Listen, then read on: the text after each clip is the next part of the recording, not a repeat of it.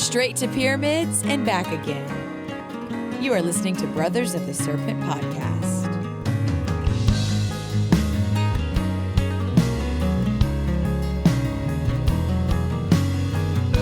And we are back, ladies and gentlemen, boys and girls, angels and demons and monsters and serpents. That's right, Brothers of the Serpent podcast is back from Egypt, where we were far, far away from the 10 by 10 by 10 tangent cube of science, nestled amongst the dusty bones of an ancient seabed high atop the Giza Plateau. Yes, sir. And we spent 2 weeks in Egypt, had a week to recuperate after coming back, and we are back in studio, back in the 10 by 10 by 10 tangent cube.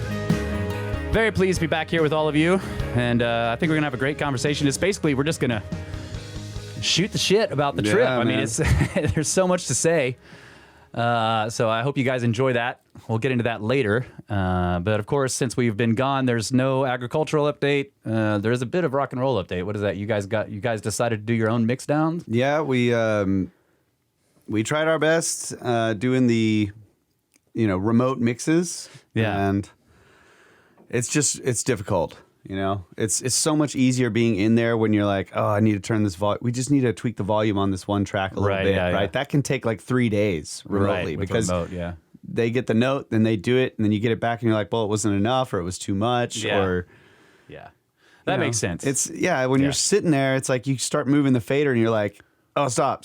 Right there, that sounds good. And then like a few minutes later, you're like, I don't know, maybe it needs to come back down a little bit because you hear it in a different part. I mean, yeah, so it's... But you're doing it, it's all analog, so is there automation? Are you able to automate it, or do you have to do it like live while you're... Yeah. So you have to move sliders while it's playing. Basically, I'm trying to do anything that needs to be automated. I'm trying to do that before I export. Okay. Pre-export. Yeah. Makes sense. And so pretty much everything is leveled, but, we're... The guy's got a Wonder audio board. Wonder is W-U-N-D-E-R. Wunder, yeah. The guy's in Austin that builds this stuff. Yeah. Actually, Archer worked for him for a while. Oh, right. Okay. And Archer is the one that installed this board in this guy's studio. So it's cool. And it's this it's Hidden Creek Studios. It's like hidden away next to a creek. Hidden Creek. And it's amazing. Nice. And all analog. And we got 48 channels at 96 kilohertz. Or kilobits per second. Yeah. Sampling rate. High resolution sampling. Yeah. All right. That's good. Awesome. Yeah. And so, we did a test mix. We booked it for one day. Saturday, we went over there just to I brought the computer. We were going to see if I can plug it in because he's got Pro Tools. I have Logic. I want to be able to use Logic, but that wasn't going to work because he's got proprietary hardware for Pro Tools. So we ended up using his computer.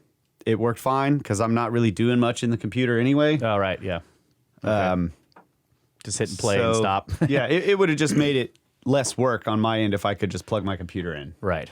But, so, me and Chris, Byman, the drummer, we were just working together on that board, and man, it was just amazing. So, we spent, I don't know, freaking 8 hours over there. Yeah. Had a really good mix, and I didn't know what to expect, but it was awesome. And then we ran it to tape at the end. Yeah. Got some tape compression. Yeah, I got the natural tape compression in there on the overall mix. It came out really great. We got to make a few tweaks, and the guy just was like, I don't have any more clients for the rest of the year. I'm not going to touch the board. Nice. So probably after work tomorrow, I'm going to run back over there and tweak it a little bit and bounce the stems and get an instrumental version and a version with vocals. Oh, yeah. So it's going to be cool. Excellent. Super excited about this. Yeah. All right. Well, I do have a couple of news stories, but first, let's go ahead and do Space Weather News. Space is still out there, folks. That's right. From spaceweather.com, where we get all our space weather news, incoming solar wind stream. A minor stream of solar wind is approaching Earth, and it could cause polar geomagnetic unrest when it arrives on November 8th or 9th. The gaseous material is flowing from an equatorial hole in the sun's atmosphere. Auroras could appear around the Arctic Circle as the planetary K-index reaches a value of 3 or 4. Also, there's sunspot genesis. Yesterday, sunspot AR2895 didn't exist, but now it is bigger than Earth. Wow. It has 2 dark cores, each about as wide as Earth. This growing double sunspot is crackling with C-class solar flares, activity which could intensify if the region's development proceeds apace. Also, there was a Venus-Moon conjunction. Did you miss last night's Venus-Moon conjunction? If so, mark your calendar for December 6th, because there will be another conjunction next month, and it's even better. December 6th, Venus-Moon conjunction. I did see that last night, and it was beautiful. I really thought it was cool because when I noticed it, I was coming back from town, and it was set up so that it was a crescent moon. I think is the moon waning? Is it waxing or waning? It doesn't matter. It was a crescent moon, and the crescent was perfectly facing Venus. Yeah, so Venus was just above the crescent, like the moon was about to Pac-Man swallow it. Yeah. It was really cool. It was really cool. Current conditions, solar wind speed is 379.7 kilometers per second. Density is relatively high, 9.4 protons per cubic centimeter. Current sunspot number is 28. And let's see, the neutron count is only 7.3% above space age average. Still rated as high, but that's a pretty low reading based on the stuff we've done. But right now, the planetary K index is 2, which is quiet, and the 24-hour max is also 2. I know there was a CME that hit us while we were in Egypt, but yeah, I heard about that. Yeah, too. I think it was like right while we were in midair. Oh. It was one of our flights, either the flight back from Luxor or the flight back to the States. We were in the air when the storm was supposed to hit, so we probably got an elevated neutron count. Yeah, that's what I was going to ask. All right, I got a couple of stories here. Many of you have probably seen this, I'm sure. This has been sent to us by a whole bunch of people. Vast patches of glassy rock in Chilean desert likely created by ancient exploding comet. This is from phys.org. Awesome. Oh, one of my favorite script art sites. That's right. No, I don't want your alerts. Okay. Around 12,000 years ago, something scorched a vast swath of the Atacama Desert in Chile with heat so intense that it turned the sandy soil into widespread slabs of silicate glass. Now, a research team studying the distribution and composition of those glasses has come to a conclusion about what caused this inferno. Is this the Comet Research Group doing this? I'm not sure. In a study published in the journal Geology, researchers show that samples of the desert glass contain tiny fragments with minerals often found in rocks of extraterrestrial origin. Those minerals closely match the composition of material returned to Earth by NASA's Stardust mission, which sampled the particles from a comet called Wild 2. The team concludes that those mineral assemblages are likely the remains of an extraterrestrial object, most likely a comet that streamed down after the explosion that melted the sandy surface below. This is the first time we have clear evidence of glasses on Earth that were created by the thermal radiation and winds from a fireball exploding just above the surface, said Pete Schultz, a professor emeritus in Brown University's Department of Earth, Environmental, and Planetary Sciences. To have such a dramatic effect on such a large area, this was truly a massive explosion. Lots of us have seen bolide fireballs streaking across the sky, but those are tiny blips compared to this, he said. The glasses are concentrated in patches across the Atacama Desert east of Pampa del Tamarugal, a plateau in northern Chile nestled between the Andes Mountains to the east and the Chilean coastal range to the west. Fields of dark green or black glass occur within a corridor stretching about 75 kilometers. There's no evidence that the glasses could have been created by volcanic activity, Schultz says, so their origin has been a mystery. Some researchers have posited that the glass resulted from ancient grass fires, as this region wasn't always a desert. During the Pleistocene epoch, there were oases with trees and grassy wetlands created by rivers extending from mountains to the east, and it has been suggested that widespread fires may have burned hot enough to melt the sandy soil into large glassy slabs. But the amount of glass present, along with several key physical characteristics, makes simple fires an impossible formation mechanism, this new research has found.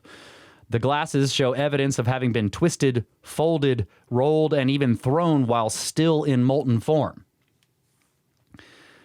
That's consistent with a large incoming meteor and airburst explosion, which would have been accompanied by tornado-force winds. The mineralogy of the glass casts further serious doubt on the grass fire idea, Schultz says.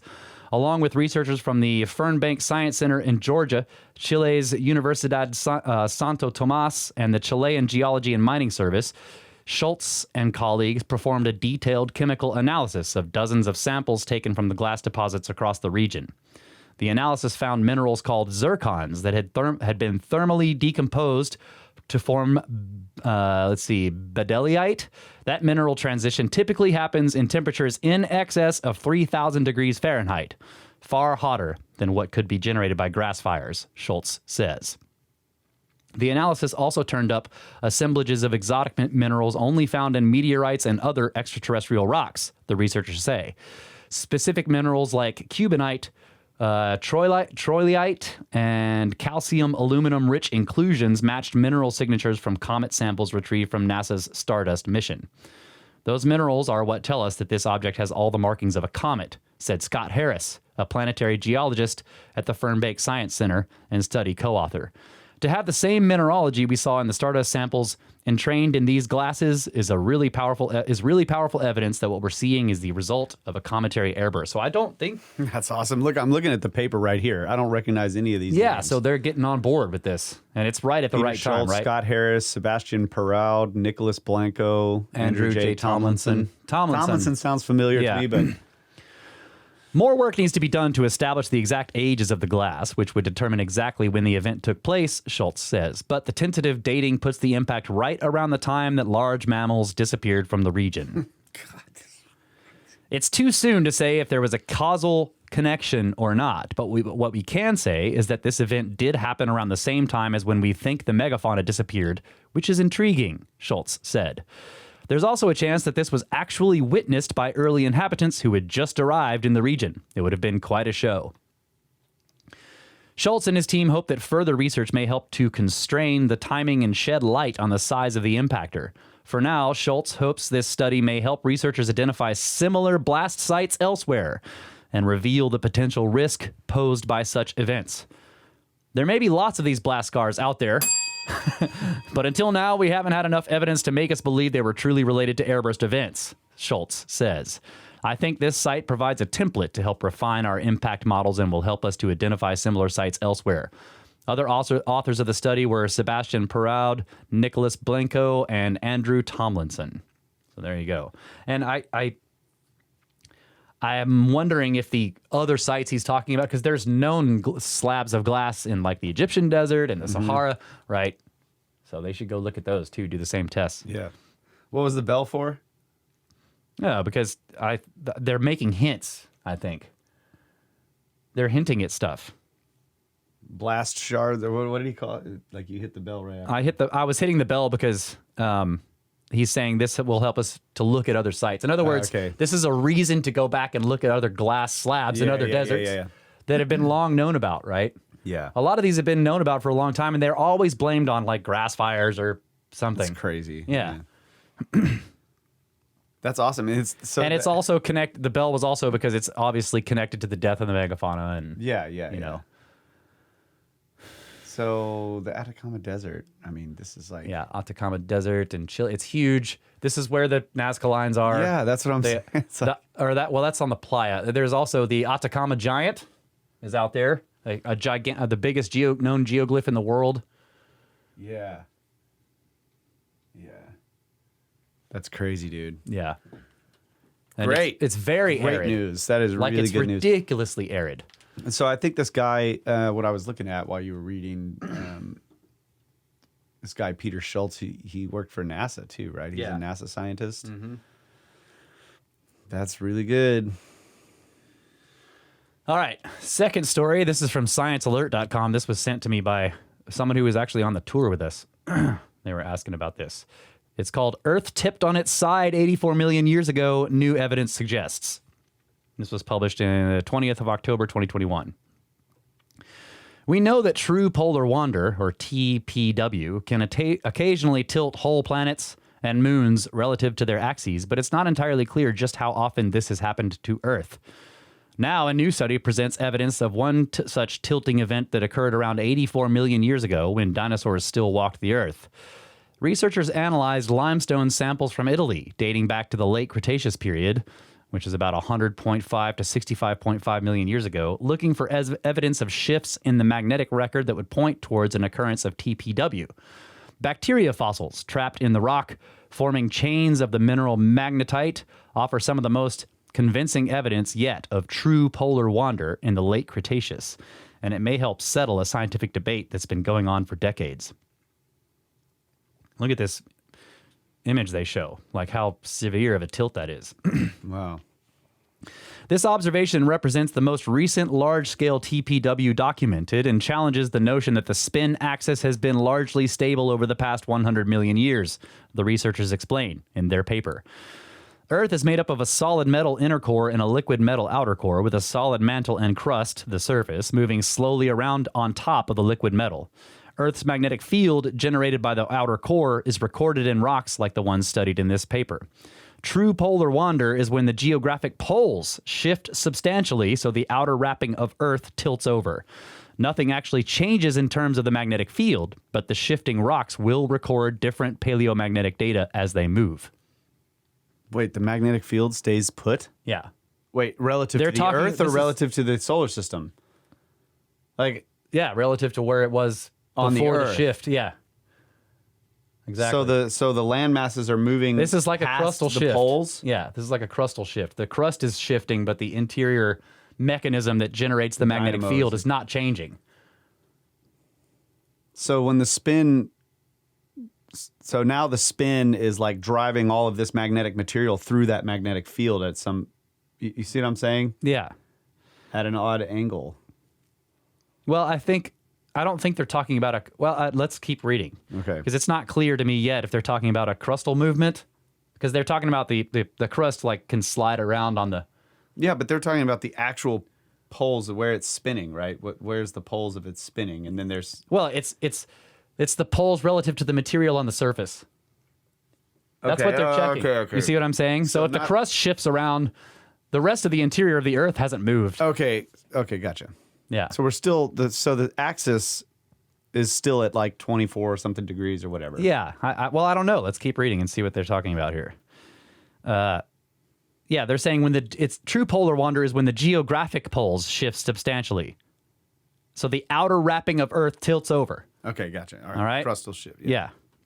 Nothing changes in terms of magnetic field, but the shifting rocks will record different paleomagnetic data. Yes. Okay. So they're basically confirming crustal shift. Yeah. They're not saying that though. Right. Geographic pole shift. Yeah. This data reveals the distance to the north and south geographic poles, enabling researchers to plot where these poles actually are. A fully vertical field means a rock was at the pole, while a fully horizontal field indicates it was at the equator. So, yeah. Imagine looking at Earth from space, says geologist Joe something from the Tokyo Institute of Technology in Japan. True polar wander would look like the Earth tipping on its side, and what's actually happening is that the whole rocky shell of the planet, the solid mantle and crust, is rotating around the liquid outer core. According to the study, there was around a 12-degree tilt on Earth around 84 million years ago, which was corrected relatively quickly within about 5 million years, the equivalent of a cosmic yo-yo, in the words of the researchers. What that means is that these rocks and Italy itself took a journey towards the equator before tipping back. The team says that previous studies hinting that true polar wander didn't happen during the late Cretaceous simply didn't gather enough data from the geological record, something that can't be said about the latest research. That is one reason why it is so refreshing to see this study with abundant and beautiful paleomagnetic data, says geophysicist Richard Gordon from Rice University in Houston, who was not involved in the study. This research has been published in Nature Communications. Yeah, so they're talking about a crustal shift. Okay. Which is like, you hear basically when you talk about it, it's like and they're just like, this research is like, no, this happens. Yeah. And it happened as recently as the late Cretaceous, according to however they've dated those rocks. Yeah, right. But this is basically saying that limestone bedrock in Italy and other places where they took samples have magnetic stuff pointing to a totally different pole at the time. And it doesn't really get into it in this article, but I think that I'm assuming, I don't know if this is true, but the assumption is that the magnetic pole hasn't moved that much. But like you would be able to tell the difference between a full reversal of the magnetic pole and the wander and a wander of the crust. Yeah. Because they're looking at 30 degrees. Because the magnetic pole wanders, but it wanders a lot faster. Yeah. Right. So you're not going to get like, layers and layers and layers of rock that have a widely different magnetic pole just because of the minute wanderings of the pole. Right. But if it's, they definitely have recorded ones where it's reversed. It's reversed, yeah. But it's still the same angle. Yeah. Or it's showing you still the same distance from the equator and the distance from the pole. So what they have here are layers of rock where it's not the crustal shift doesn't completely flip anything over or whatever. It just means it might change the angle of the crust relative to where it is now, 30 degrees or 20 degrees or 5 degrees. Yeah. So that's cool, interesting man. stuff, yeah. Crustal shift and cometary bombardments. Yeah. Very cool. Oh, we forgot to do the crypto update. Let's see. It is Bitcoin, $67,627.65. Wow, it just changed. I haven't been paying any $67,519.65. Changed while I was looking at it. And Ethereum is $4,811.83. All right. Yeah. And I haven't been paying attention to any stuff for like the past month. Just been looking at obelisks. All right. You stop looking at obelisks. All right. Well, we got 10 minutes. Let's talk about some obelisks. So, are you going to do any emails? Oh, yeah. Well, 10 minutes. Let's see. I can do this one. Okay. This is from, let me check. Wow, that's a long one. Yeah, so we have one. We can do one email. Peter, a revised opinion based on new information from, is that Peter? Perry. Sorry, Perry. It's called Snakes, Brothers, Serpents, Watchers, Snake Fam, greetings and best wishes to all of you.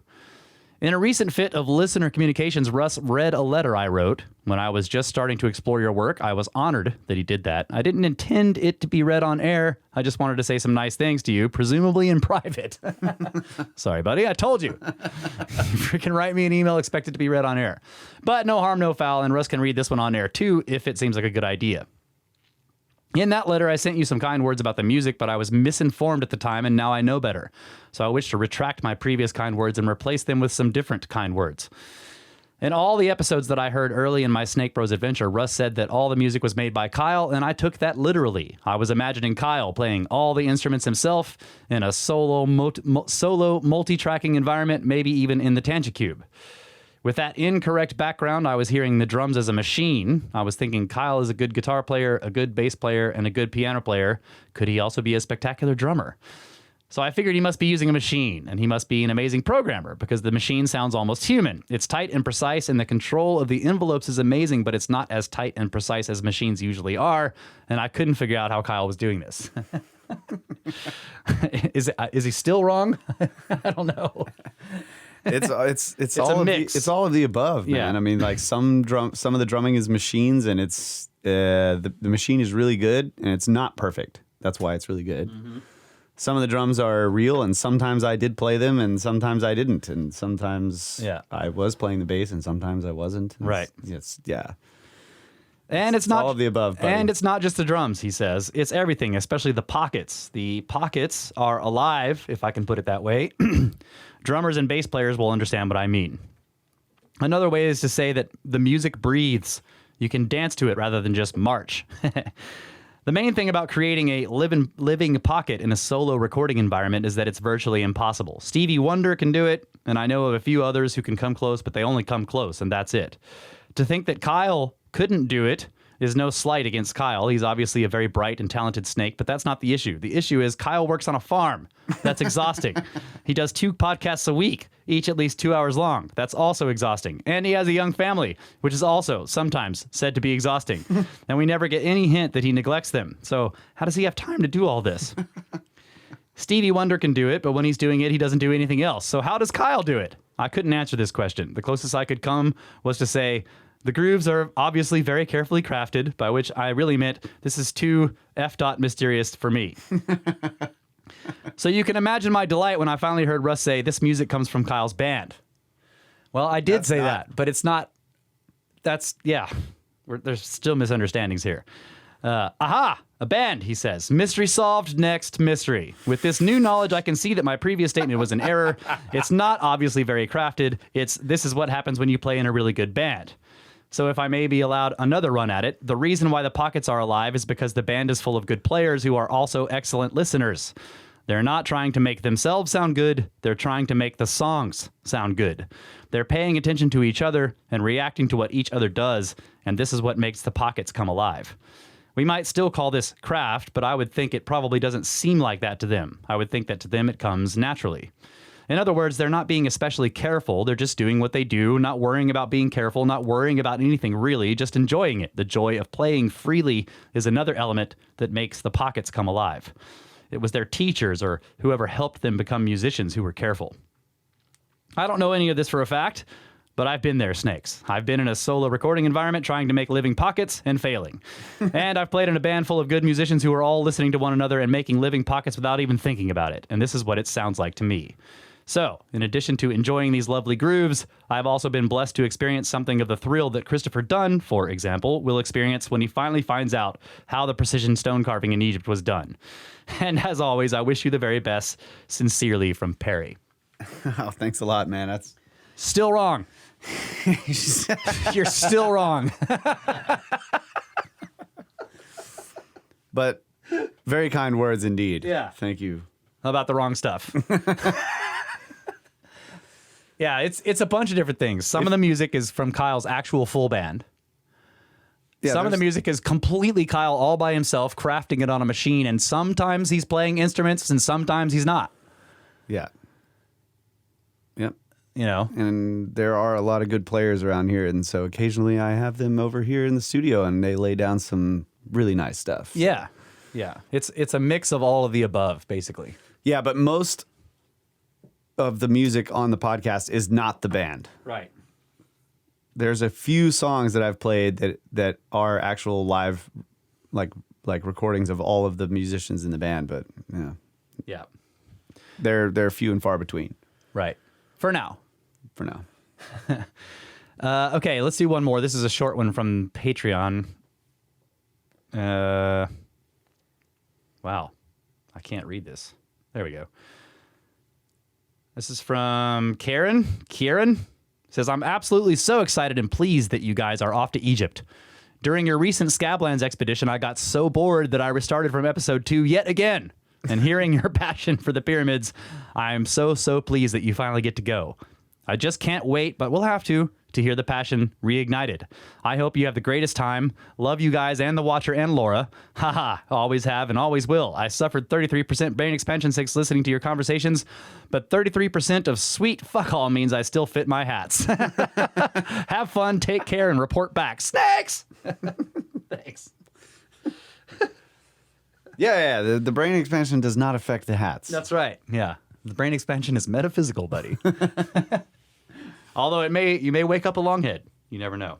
Hat still fits though. It's just Right. far more higher above your ears. That's right. That's right. You just got to get the right hats. Bowling pins work really well. Yeah.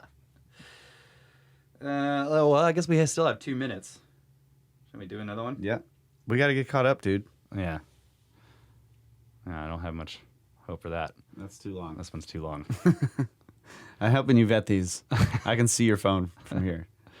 There you go. Okay. That looks like a good one. This is from Sarah, love from VT, Vermont, I think. Says, hey guys, I hope you have landed safely in Egypt. This is Sarah from Vermont. Been a while since we've been in contact. Oh yeah. Yeah. How's it going? And a while since I listened to your podcast, but was working a job by myself yesterday and tuned into the latest episode to discover that you were about to jet over to the pyramids. So cool. So psyched for you guys. It's a place that I've always wanted to go. I have a good friend from Alexandria, but he lives in California and has yet to give into my pestering him to take me back to his homeland and tour me around. So, November 2022, can I jump in on that? Would be an amazing stop on the way back to New Zealand if I'm allowed back in by then, and you guys are most welcome to come down there and visit as well. Enjoy the hell out of your 2 weeks over there. I know you will. I can't wait to hear the stories and listen to the podcasts. Hope the whole family's doing great. Give me a shout out when you come back to Vermont. Love from Sarah. Awesome. Thank you. Yeah, I'd love to go to New Zealand too. Yeah. Yeah, good to hear from you. Yeah. Hope everything's going good. Yep. I was actually just looking at those Vermont pictures. I went because of all the photos from Egypt. I've had to. I'm going to go through all my photos on the computer and all the trips. And so the Vermont trips were like the first ones that I loaded onto this computer. So yeah, I went through and like organized them all. And Oh, wow. yeah, rewatched some of the little short videos of us going in those chambers. And Yeah. it was kind of cool coming back from Egypt and then seeing this style of work. It's so different, but still very interesting and cool. So yeah, it was a good time. Awesome. And Egypt was freaking awesome, dude. Oh Yeah. my God. Well, we'll talk about that when we come back. We do have, let's see. We have photos. We have lots of photos. We have lots of video. We plan on doing maybe some video stuff in the future. But for now, the basic audio format of the podcast is not going to change. We're not going full UnchartedX over here. Not yet. Not yet. But I do think because we have so much great video and photo stuff that we might make some presentations that'll be kind of separate. We'll put on YouTube. But yeah, let's get into that after the break. We're still waiting on the watcher. He might be in studio with us when we come back. So we'll be right back. Pyramids!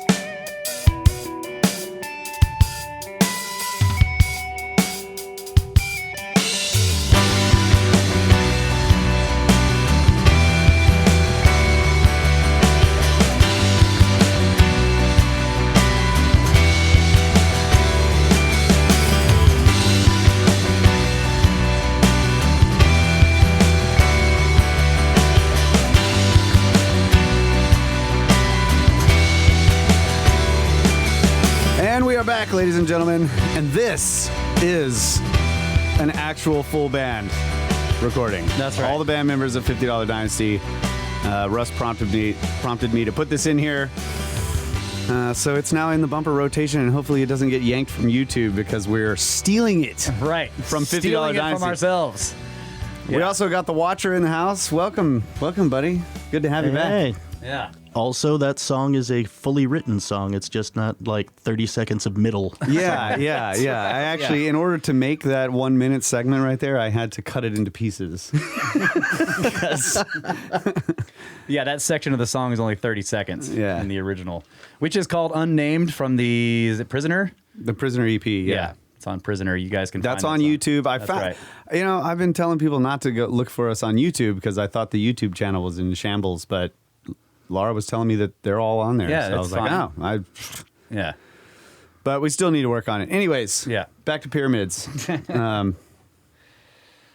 Yeah, so first thing I'll say is getting over there sucked. Let's start with that. 33 hours of travel. Yeah. Ugh. Holy hell. Yeah. Yuck. Part of that was because we wanted to meet up with Ben. Okay. So we ended up Flying to First Melbourne? time we flew. we flew the wrong way. Fly to Melbourne. He lives in California, but Whatever. Yeah, we flew to Hi, Ben. on the way. On the way, we flew to Phoenix. Gotcha. It's totally the Okay. wrong direction. Yeah. Unless they kept going, but they didn't. We got to Phoenix and then turned around and flew to London from there. After a 4-hour layover in the airport, and we got to London, and that's a long flight, like Phoenix. 10 hours. 10 hours, but that's the one where we got, was it economy plus or business Yeah. or something? We got better seats. And we were sitting there where there's all these people and the seats are nice and big and we're like, yeah, this is cool. And then when I finally get up to go to the bathroom in the back where all the coach people are, there's no one back there. And there are people laying down across 5 seats. Damn it. We thought we had it good. And then people were just like laid out across 5 seats. That's back what there I did on the sleeping. way back. Yeah. I walked back there and crashed out. Yep. But the first class they had cubicles in the Yeah. Have you seen that before? No. Yeah. No. Anyway, let's talk about pyramids. But yeah, the planes were weird. The I've never been on a plane that big, I guess, because I've never traveled that far. Right. And I mean, it was huge. So, and yes, the first class was like weird little cubicles. Each person had a private little room with pillows and a seat that would lay down and TVs and shit. Anyway, Wow. so yeah, landed in Cairo, and then immediately learned about the differences in culture by going through the airport. And there's they have multiple security checks. Like, you don't just get one. And I understand that you're going through customs and stuff, but in the United States, you go through security, and then after that, you're in the airport. Right. They'll check, to get on the plane, they check your ticket or whatever. But in Egypt, there was a security check at every terminal and then every gate. Basically to get anywhere, and that you went through one, and then you went through another one, and then you went through another one, like at least 3 each time, even flying domestically. Yeah. Wow. So, because during the trip, we landed there. We got there 2 days early? 3. We had a night to sleep. Yeah. And then we had 2 days before the tour started. Yeah. So we got to Egypt. The Khemit School sent somebody to meet us, and we arrived really late. And they had somebody there that arranged for transportation back to the hotel, which was an hour away from the airport in Cairo Drive. And this is where we got our first introduction to Cairo traffic, which was great. But yeah, so then we spent the next 2 days on the Giza Plateau with a couple of the attendees who had shown up early, and Ben and Yousef. Okay. And we got to go to Yousef's shop because it's interesting, they're doing all this stuff with the new museum, and they're trying to kind of revamp the whole tourist industry over there. I guess Yousef is saying they've got a new minister of antiquities, and the guy understands that you need to open sites, that you need to do better archaeology, that you need to display more things, Not tell everybody that everything that's newly found you already knew about. Yeah. Or save things up for release, right? I don't know. But they're basically they're opening sites that haven't been open to the public in sometimes decades. Wow. Like is it the Bent Pyramid or the Red Pyramid? One of those was only recently opened when Ben went last year. Yeah. I don't remember which one. And when we went into the Step Pyramid, that one's been open for a while, but most of it was under construction. They're getting ready for people to be able to really go in there and look, rather than just go up to the top and look down. So, so we went to so Yousef and his shop, the Khemit School. He's got a shop there where they have all kinds of stonework. He has an obelisk that him and his crew worked on. They built it in front of the store, like a legit obelisk carved out of granite. Not a single piece. Using only copper chisels? No, but he was doing the work. It was like he was learning how hard it is to do this. Right. But they made it out of panels. Either way, I mean. Yeah. What he wanted to learn was how difficult is it to polish granite and then carve symbols into it and have them be in straight lines and all that stuff. And so he's got this beautiful polished Aswan granite obelisk in front of his shop with symbols going all the way up, Egyptian symbols going all the way up it. And I talked to him about it a little bit, and he was like, yeah, this is really hard. Yeah, I'm sure. And they were not trying to do it the ancient way. Using all the modern advantages, can we do this? And his almost not. Right. His result was very polished, flat surfaces, and then well-done symbols that are not polished, which is exactly what you see on a lot of the monuments, right? And he kept pointing this out. He's like, look, you see these surfaces, and they're just beautiful. Right. But then all the symbols, even if they're really well done, they just do not have the same surface quality as the rest of the stone. So almost as if somebody came in later. Yeah. Interesting. But in his case, the surfaces of the obelisk were polished using modern machinery. That's right. Yeah. But they couldn't use modern machinery to polish the inside. Get into Right. But he did point out there were a couple of places, and this is really interesting. One of them was in the Cairo Museum, and there was another one somewhere. I can't remember where it was, but there were a couple of places where either him or Ben pointed out that they're like, amidst all the symbols that are carved into this granite thing, one of them stands out as being much higher quality than the rest. Right. And they think that may be original to the builders, and it usually would be a simple circle deeply embedded with a contoured interior. but it's just as highly, all of the contours and the corners and everything are just as highly polished as the rest of the artifact, while as all the symbols and the wings next to the circle and everything not polished, right? So in some cases it looks like, because I guess the whole thrust of the trip and of what Yousef was showing is that there's multiple stages of building, and man, this is clear everywhere you go in Egypt that the sites have been used and reused and used and reused for thousands and thousands of years. Right. It goes towards the whole thing that I know you and I had talked about before, long ago. How is it that the deeper you go into certain ruins, like I forget the valley, but like at the floor of the valley, everything's really, really good. As you move up towards the current surface, like you move forward in time, everything gets worse. Yeah. Like, it's shittier and shittier. That's clear in Egypt. Even if you're just looking at stuff that was built in the Old Kingdom, Yousef had pointed out, he'd say, look over there, that's Old Kingdom stonework. And the blocks are big. They're not megalithic. Right. But they're big, they're well done, they're fitted very well. They're not always finished the same way. So it's like everywhere you go, you see signs of unfinished projects too, in multiple levels, right? But it was becoming clear to me as the more we went around, I could point and say that's Old Kingdom, that's Middle, this is New Kingdom stuff, this is like what they called Coptic era, right? Like that's Ptolemaic, this is Coptic Christian or whatever. And they, the guide kept pointing to equal armed crosses and saying Coptic Christians. I'm like, those are the Templars. Like we found tons of Templar crosses in some of the later Ptolemaic temples. Really interesting. Like they were definitely on Elephantine Island.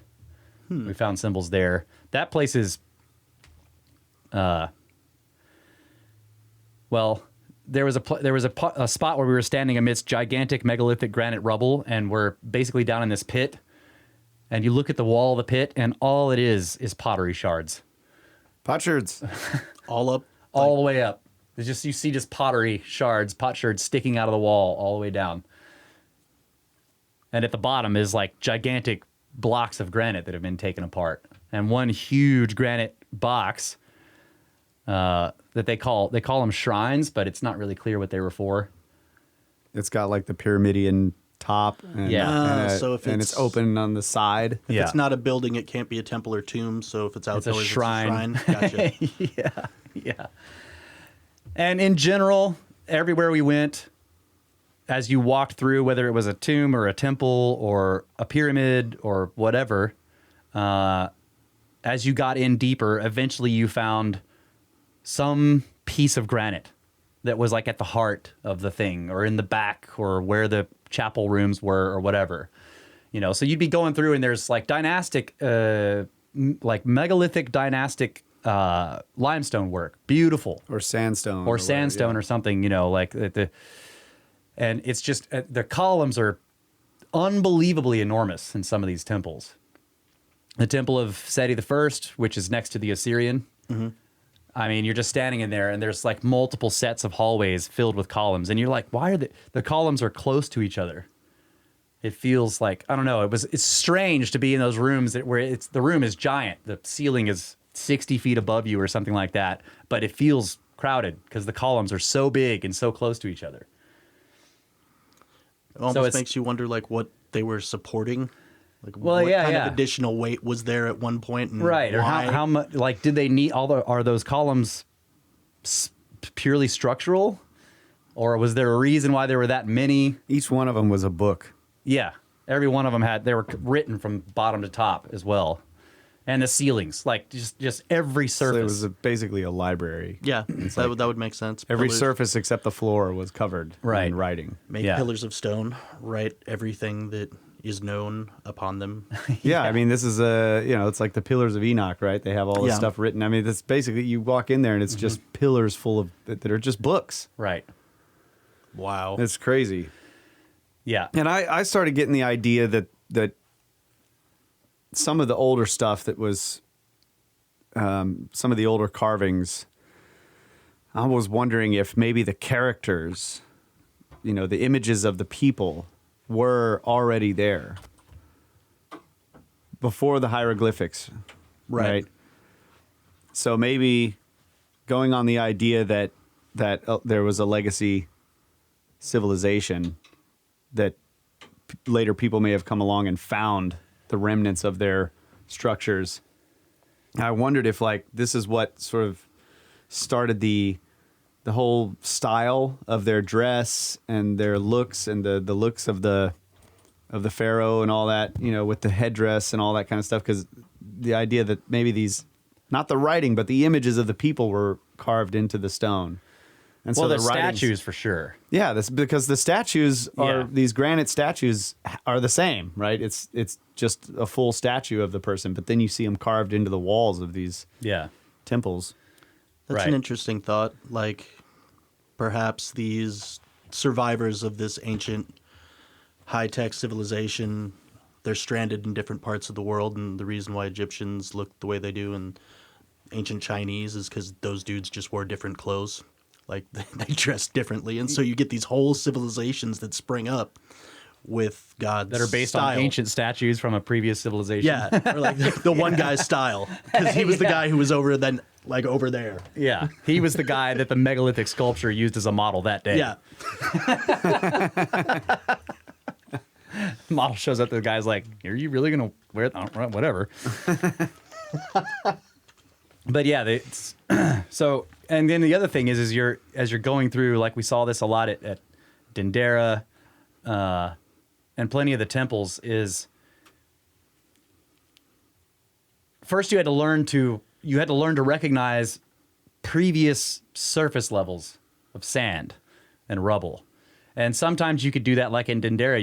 You could definitely do that by seeing there are these notches cut into the walls, because the temple for a long time was used by, it was used as a stable, you know, like it was used by ranchers basically, or people holding their animals, and they were living in there as well. So a lot of the ceilings that the really, like, you could tell the archaeologists had come in and worked on cleaning the ceilings, but in some cases the ceilings were just pitch black because they'd been, Right. you know, ages and ages and ages of campfires, torches, and the ceiling is just basically totally black. But then right next to that area, they had cleaned it off, and a lot of the paint was still there.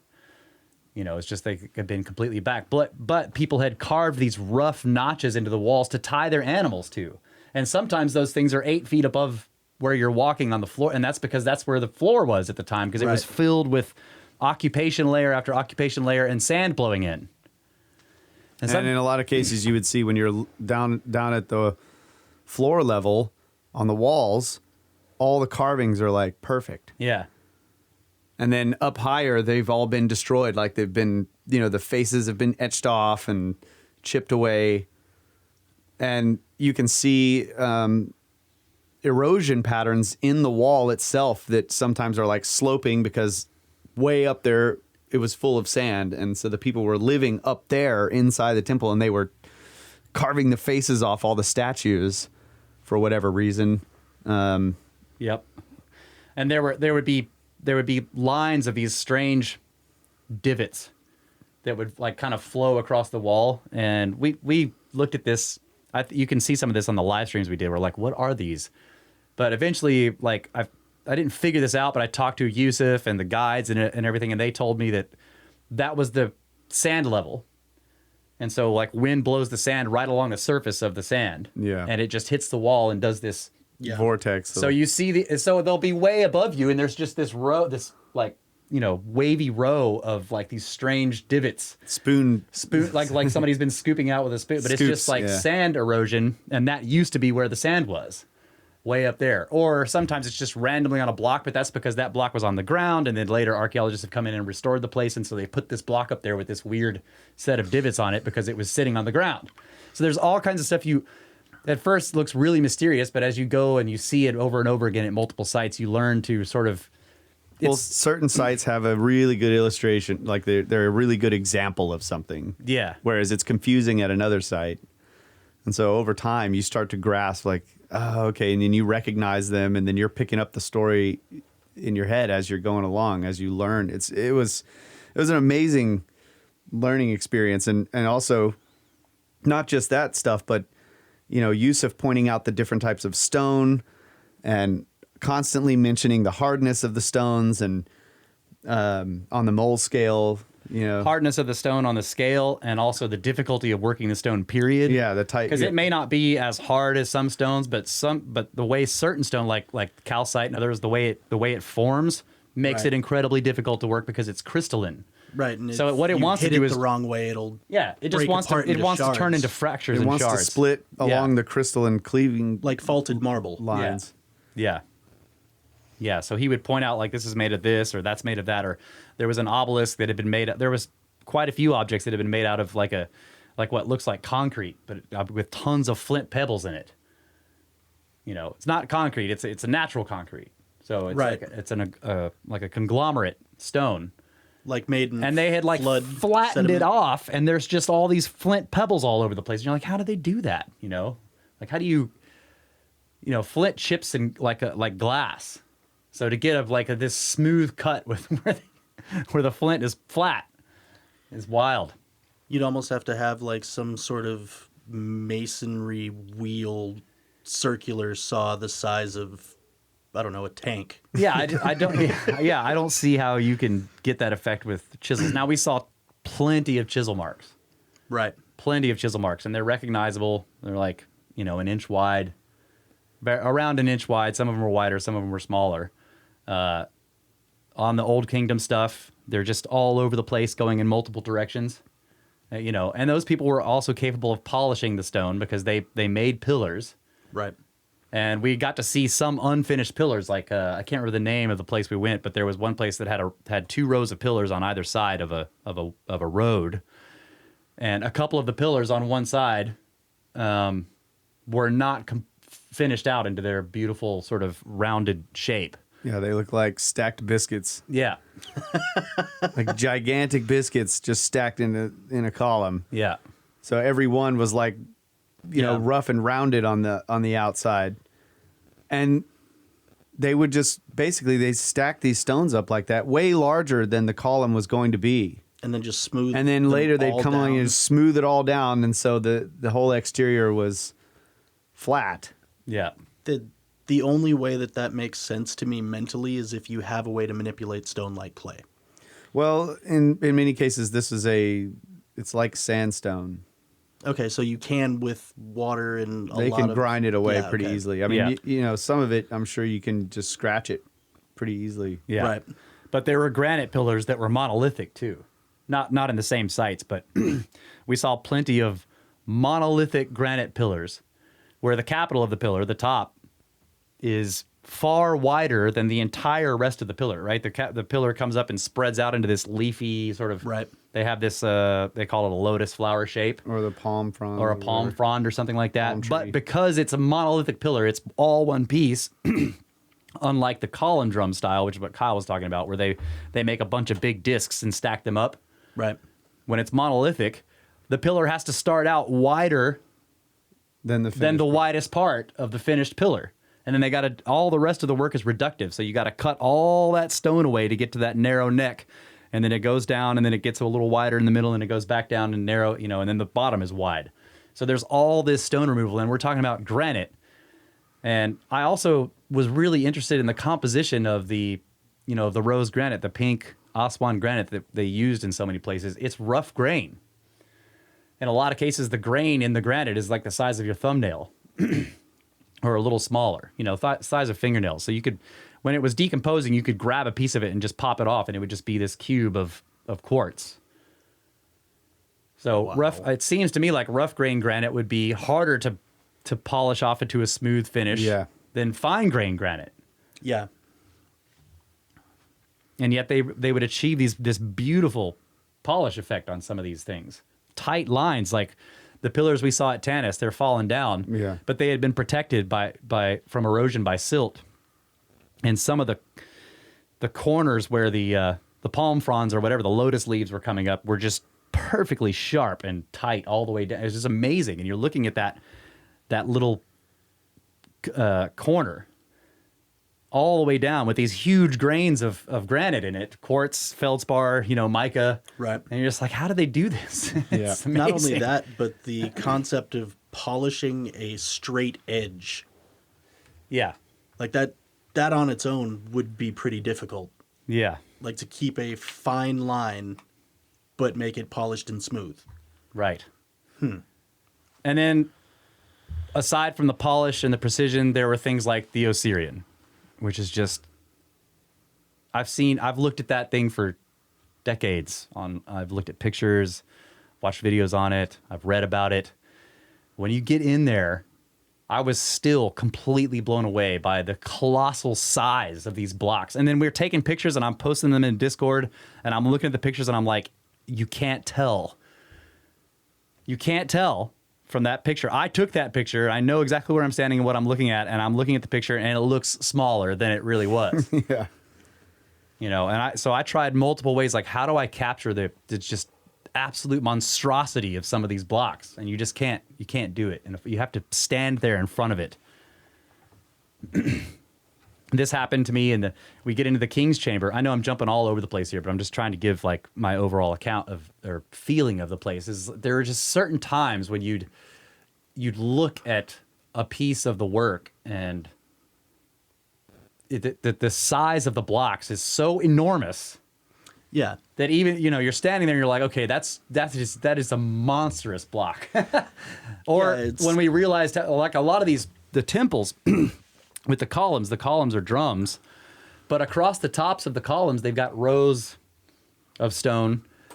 And then, you know, but you're looking at them, they're 60 feet above you. So you're like, wow, that's really cool. But then you finally come across one that's lying on the ground and you realize how absolutely gigantic it is, and that they picked those things all the way up there and put them across all the columns. And like, precision placed them. Yeah, they look awesome, you know? And then according to accounts, most of the places we went, those were also roofed over. So like the Temple of Seti actually had this intact. In some cases, the roofs were still there.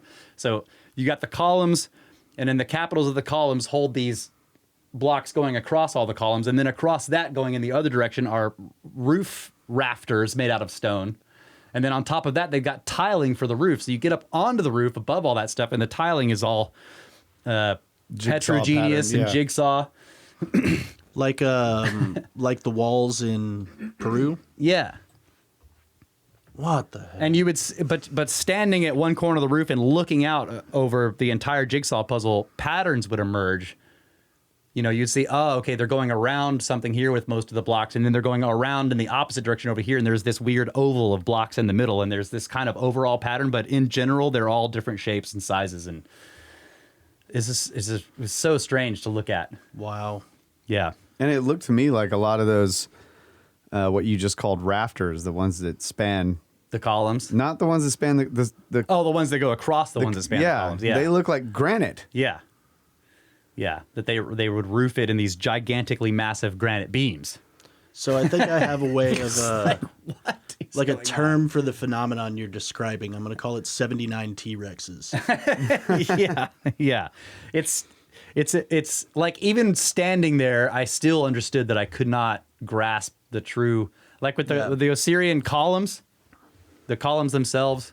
And then in one case, there's one area of the Osirian back in the back left corner, like as you're coming in, the back left corner, where some of the ceiling blocks are still in place, right? And the first thing you notice on a lot of these sites is how much quarrying has taken place. Oh my People God. have been quarrying these sites for thousands of years because they're and Yousef talked about it a lot. He's like, look, you know, this granite in a lot of cases is very, very far away from the source. Right. You know, so if you need granite for something like a millstone or whatever, and you don't want to travel 500 miles up the Nile to get granite, well, right out there in the desert is a temple with some granite in it, so go get it from there. Because what you're really trying to do is feed your family. Right. You know, but in some cases, the quarrying was done by pharaohs who didn't need to feed their family with that granite. They were just taking it for their own purposes and building other stuff with it. But it has finely worked corners and flat surfaces on it already, so a lot of your work is done if you can break it up and move it.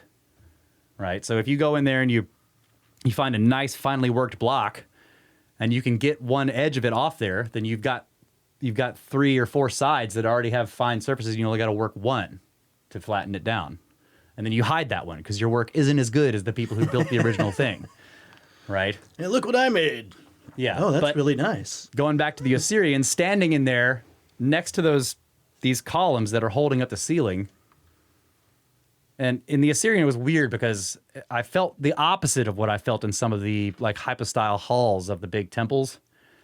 Because you in that place, you come from the temple of Seti and you go down into the Assyrian. And in the temple of Seti, the columns are giant. They're not megalithic. They're not monolithic, I should say. And they're very close together. And so even though the hallways are massive and very tall, it feels crowded with these enormous pillars. When you get into the Assyrian, it's the opposite. It feels open, but the pillars in there are short, right? So the roof wouldn't have been that high above you, but standing in the one room where the roof is still there, it feels huge and open. Mm-hmm. And the pillars are these enormous square things with no decoration. Like absolutely none. They're just, it's like in the temples, you're surrounded by art and story and word and tale and myth and legend. And you can tell that the walls are talking to you but the walls are talking to you, or maybe what I should say is the builders are talking to you by way of the walls and the columns, right? In the Assyrian, there's none of that. It's silent. It's silent and enormous. And the only talking that is being done is look upon my works, right? Ye mighty, and despair. Because it's just like standing there like, how the fuck did they do this?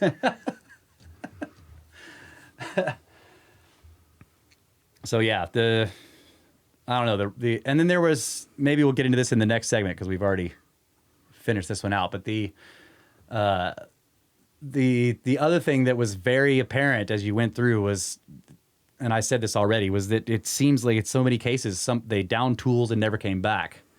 You know, and even the guides told this, like in the case of the pillars that were unfinished, that Kyle said looked like stacks of biscuits. So this happened over and over and over throughout Egypt's history.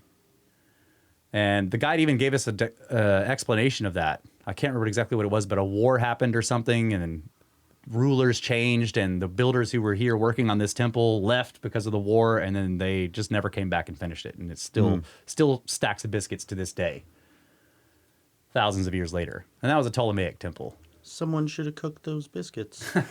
Oh, they were cooked. They just weren't smoothed out. Nah. Yeah. Nah. Wow. Yep, I agree with everything you just said, man. It was... Well, the segment's over. We'll get into more of it you after can, the you break. can talk next segment. I'll shut up.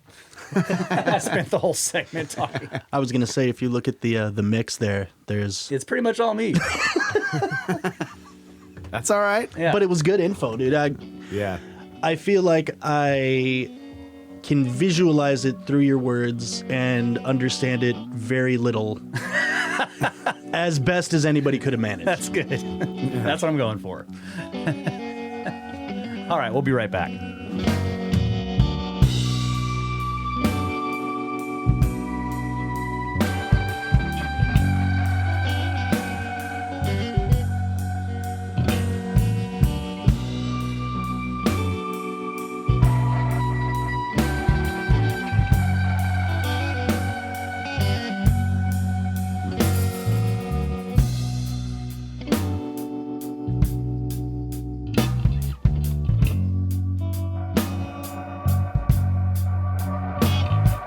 And welcome back, ladies and gentlemen, Brothers of the Serpent podcast.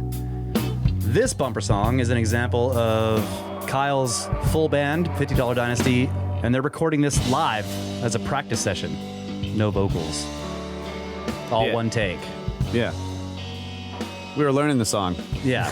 So this is a part of the song called Where the Stories Lie, which will be on the upcoming album. That's right. Procession. Cracking those beers. Where's mine? I didn't bring you one. You fucking asshole. They're not very cold yet, but Okay. I can handle it. Yeah. All right. I just needed this beer. All right. My turn? Your turn. It's not going to be nearly as eloquent as your turn, but I don't want to interrupt you once you get going, so I'm going to start first. A little bit of Yeah, go news ahead. for the Snake Force. I also traveled during this time to Missouri while they were in the Scablands, and all the way to Mississippi while they were in Egypt. Ah, you should have visited old LP. He's out there. Yep. Yeah, So Underfit River. Huh? Yeah. yeah, 6 weeks, total combined between Missouri and Mississippi, and I saw not one polished granite column. We didn't see any of those in the Scablands either, but there was a lot of columned or basalt. Yeah. Yeah, I didn't Not catch quite any the of that same. either. Yeah. Good sunsets. But yeah, you should hop in the Discord when you get sent somewhere and find out if there's and hit up the Snake Force with the be like, hey California, anybody here? I'm here. Nah, Hey guys, I'm Might get working. some- might get I'm some- working 24s every day. You guys want to hang out? You want to never hang out? yeah, I tried that with Marty when I was in McAllen, and I was like, oh man, I shouldn't have said anything. I have no free time. Right. Yeah. But you could get a free lunch. I mean, you never know. This is true. Or buy them a free lunch. Like, That's One- cheap. one lunch cheap for the date. price of two. One free lunch. That's right. All right. Kyle's turn. Oh man, where to start? So you were in Egypt. I was. I'll start with the trip, the group. Oh yeah. I want to say that group of people that really Ben, they're Ben's fans. Some of them are our fans too, but all of them found us through Ben, Yeah. right? Or were aware of us because of Cosmo.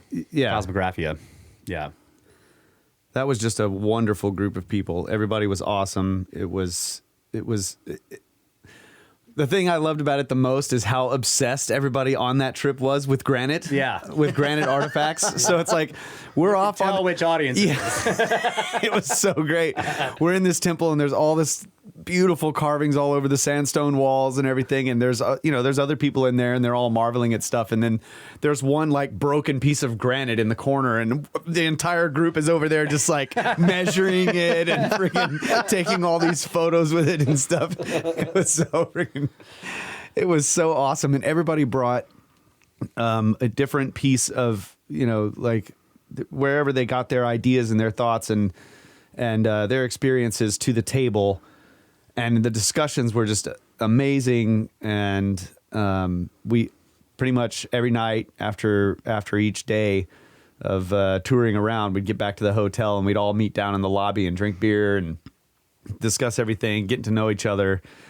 And there was some late nights and some early mornings, and I almost didn't make it on the bus one time. That's right. We were going to the Cairo airport, flying out the next day, and I'm like still in bed at 8:00. When the bus is supposed to leave. And you're supposed to be there with your bag. Yeah, I'm supposed to be down there with my bag. Luckily, I packed the night before when I was kind of drunk. Yeah. Ben and I were standing down there by the bus, and I was like, have you seen Kyle? And he's like, he wasn't at lunch or at breakfast. And I'm like, one of us should check on him. He's like, all right, I'll go check on him. And then he comes back and he's like, yeah, I basically woke him up. You probably should go help him out. So I was like, shit. So I told Mo that and I ran up there and I was like, hey, you need help? And he's like, no. We got down there and Yeah, I got down there at 8:05. yeah, I mean, my bags were packed, dude. I was like, and then I get on the bus and everybody cheered. yeah, I was like, all right. Yeah, Yep. stayed up too late, drank too many beers. But it was a lot of fun. yeah, So thanks, Ben, for calling my hotel room and saving me. yeah. Yeah, basically I woke him up. You better go help him out. But yeah, the group was awesome, and it was just so much information. Every single day was just packed full of information and awe, and it was just like, I don't know,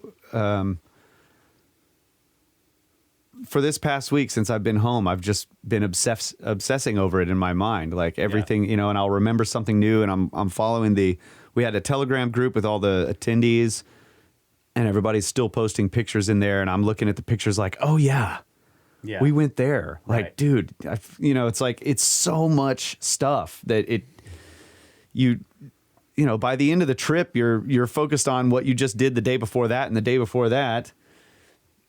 And that day that you just got back, but it was like a week and a half ago, you were doing equally amazing shit with tons of information just dumping on you constantly. And it was just absolutely amazing. The greatest trip I've ever taken. One of the biggest learning experiences of my life. And That's the stack of tickets for all the places we went to. I'm showing the watcher a picture. which I Yeah, posted and- in the Holy Discord. crap. It was a lot of places, yeah. Now, patterns begin to develop, and I think one of the coolest things that I learned that really stuck with me is the pyramid complex pattern. And Yousef pointed this out. Everywhere we went, there were places like Abu Sir and what's the place right next to Abu it? Ghraib. Abu Ghraib. These pyramids that are not too far away from the Great Pyramids. You can see the Great Pyramids in the distance in the morning, because by the afternoon it's so hazy you Yeah, can't it's even too see hazy. them anymore. Yep. But they're small pyramids, and in some cases like almost completely destroyed.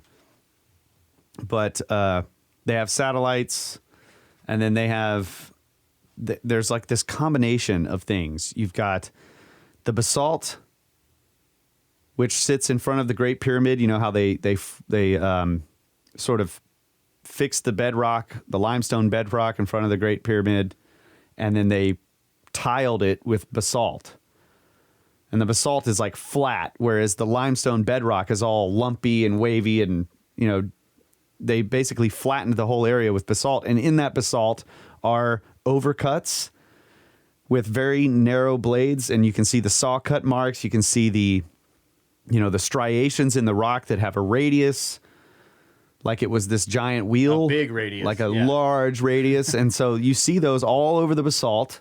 And then in the overcuts, in some cases, you'll see like a 1/4 inch wide cut that goes straight into the side of a basalt block. It's perfectly flat. Like they cut into this block 5 or 6 inches too far, and it's still featured on the side of the block. It wouldn't have been visible on top where it's been tiled, right? Like It's visible now because part of the tiling is destroyed. The tiling is destroyed. So you're basically, if you rip up a couple of tiles on the floor, then you can get down and look at the sides of the tiles, right? In the sides of those tiles are all these cut marks and saw overcuts. Yeah, witness marks of tools. And Crazy. so that's, and then also on the Giza Plateau at the Great Pyramid are these long granite blocks with troughs carved into them that are embedded down into the bedrock. There were some alabaster bowls. Yep. They're the bowl shapes with the weird gear cogs and stuff. Those are at Abu Sir. Yeah. Abu Ghraib. Abu Ghraib. Yeah. Yeah. And I'm terrible with names already, so this is like really freaking hard. Yeah. Abu Sir is the first one we went to. Abu Ghraib is the second one that had the bowls. Okay. Yeah. Yeah. So at Abu Sir, you have this same deal. You have these basalt blocks laying around with very flat surfaces, which would have been the top of the tile.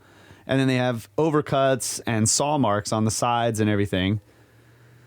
And then you have troughs cut into granite that were embedded down into the bedrock. And so there was a whole system of what Little channels. and archaeologists call sewers, sewage, yeah. a sewage system for the guy up there pooping in the box in the middle of the pyramid. I don't know. It doesn't make any sense. It's not a sewer system.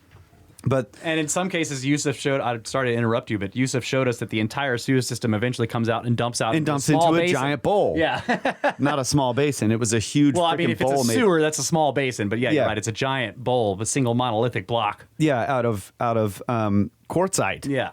Which is like hard. It's hard like So it's granite. more like metallurgy. That's what I'm talking about. Yeah. Like, yeah, you've got come on. What's flowing through the troughs? I mean, what? What metal? I believe there's a river of mercury. Yes, That's exactly. right. There's a river of mercury under these things. All right, you can leave now, Walker. Yeah. You'll get your Thank paycheck you. at the end of the month. Have I ever told you guys what happens if you expose mercury to a magnetic field? And spin it really fast.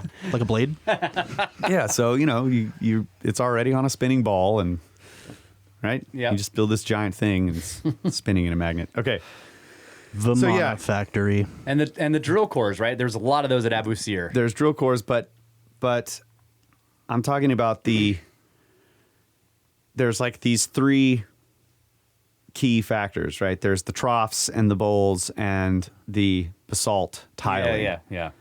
And they do the basalt in the same way, like they're Oh, you're talking about recognizing it in terms of the Giza Plateau. as this is in other words, whatever the Great Pyramid was, it has this very specific design, not just the pyramid, the complex, right? It has outside of the pyramid, past the floor, it had what they call the mortuary temple or whatever. Which was like unbelievably eroded. Yeah. Unbelievably eroded limestone. This is another thing on the agenda as soon as possible is to go throughout our hills out here in the hill country and take pictures that look just like the pictures I took of the eroded limestone on those temples, because I was talking to Yousef, like, I recognize this erosion from where we live. It looks the same. And so my goal is to study my pictures and the angles at which I took the pictures of that erosion in Egypt and go and find similar erosion patterns here and try to get the same angle from the photograph with good lighting so that I can put those pictures side by side and send them to Yousef. Because in Egypt, they say this is wind and sand erosion. Over 4,000 years. Yeah. Here, they say, well, there's no sand here. Yeah. So here they're like, this is water erosion over millions of years. Yeah. Or whatever. Whatever they say. Yeah. And yeah, I'm just like, okay, so I'm not saying I know what it is. I'm not saying that the stuff in Giza is not sand erosion, but the fact is, if this is presented properly, what geologist can tell me the difference? Yeah. I want to know that. So that's a really good Randall Carlson. Yeah, and he's and Chuck. We're going to bring Chuck next year. Yeah, these are the first two guys we'll be sending it to. And, but yeah, I found that very interesting in the pattern. So going back to the pyramid complex, that this pattern of basalt tiles on an uneven bedrock of limestone, and then underneath those basalt tiles is granite troughs or some type of trough system that ends up in these bowls that are all covered. And so one of the cases, Yousef said, would explain that the trough system in the bowl, everything was below the floor. It was under the tiles. Yeah. So it was all hidden from view. And look, I know a little bit about plumbing. Yeah. And I'm looking at this system and I'm just like, no. Yeah. No. It's not going to work. I mean, you might be able to call this a megalithic leaching chamber, but it won't leach because it's in stone. Yeah. And so this is not a sewer system.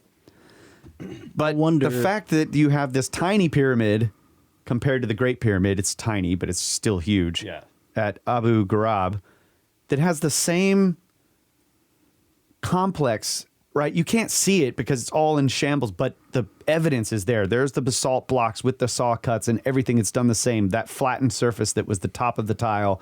There's the troughs, there's bowls, and then here's the pyramid. And when you look at the stonework of the limestone on the pyramid, it's like, yeah, if I was close enough and I took a picture of this pyramid, you wouldn't be able to tell the difference in the stonework from that of the Great Pyramid. Yeah.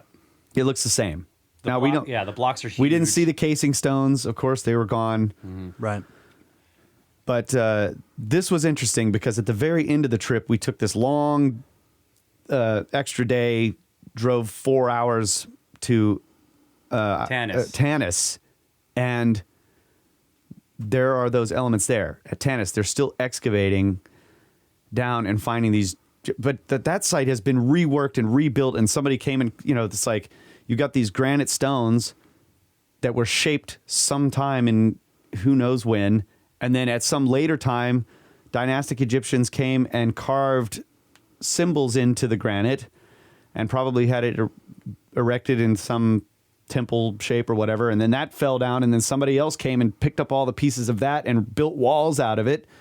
And so on the back sides of the walls are all these sideways and upside down symbols that somebody carved in rocks that were originally shaped to be something else before the symbols were carved. It's like, and there are obelisks and giant statues made of incredibly hard stones, quartzite, that conglomerate with the flint pebbles in it that Russ was talking about, granite, granodiorite, all that stuff. And then there's giant limestone bowls way off in the corner, half buried. Yeah, we walked over a couple of ridges and found another valley, and there's like more blocks laying around, and then there's these big, incredibly eroded limestone bowls that are the same size, roughly, as the ones we saw at Abu Ghraib. I mean, this is a giant site, so you're just walking around in the desert, basically, this huge area. But they've been excavating all over it and uncovering these megalithic blocks and trying to piece back together what the temple was. And so we're off in some corner, and then we're finally coming back. It's hot, and then we pass Yousef, and he's like, "Did you see the basalt?"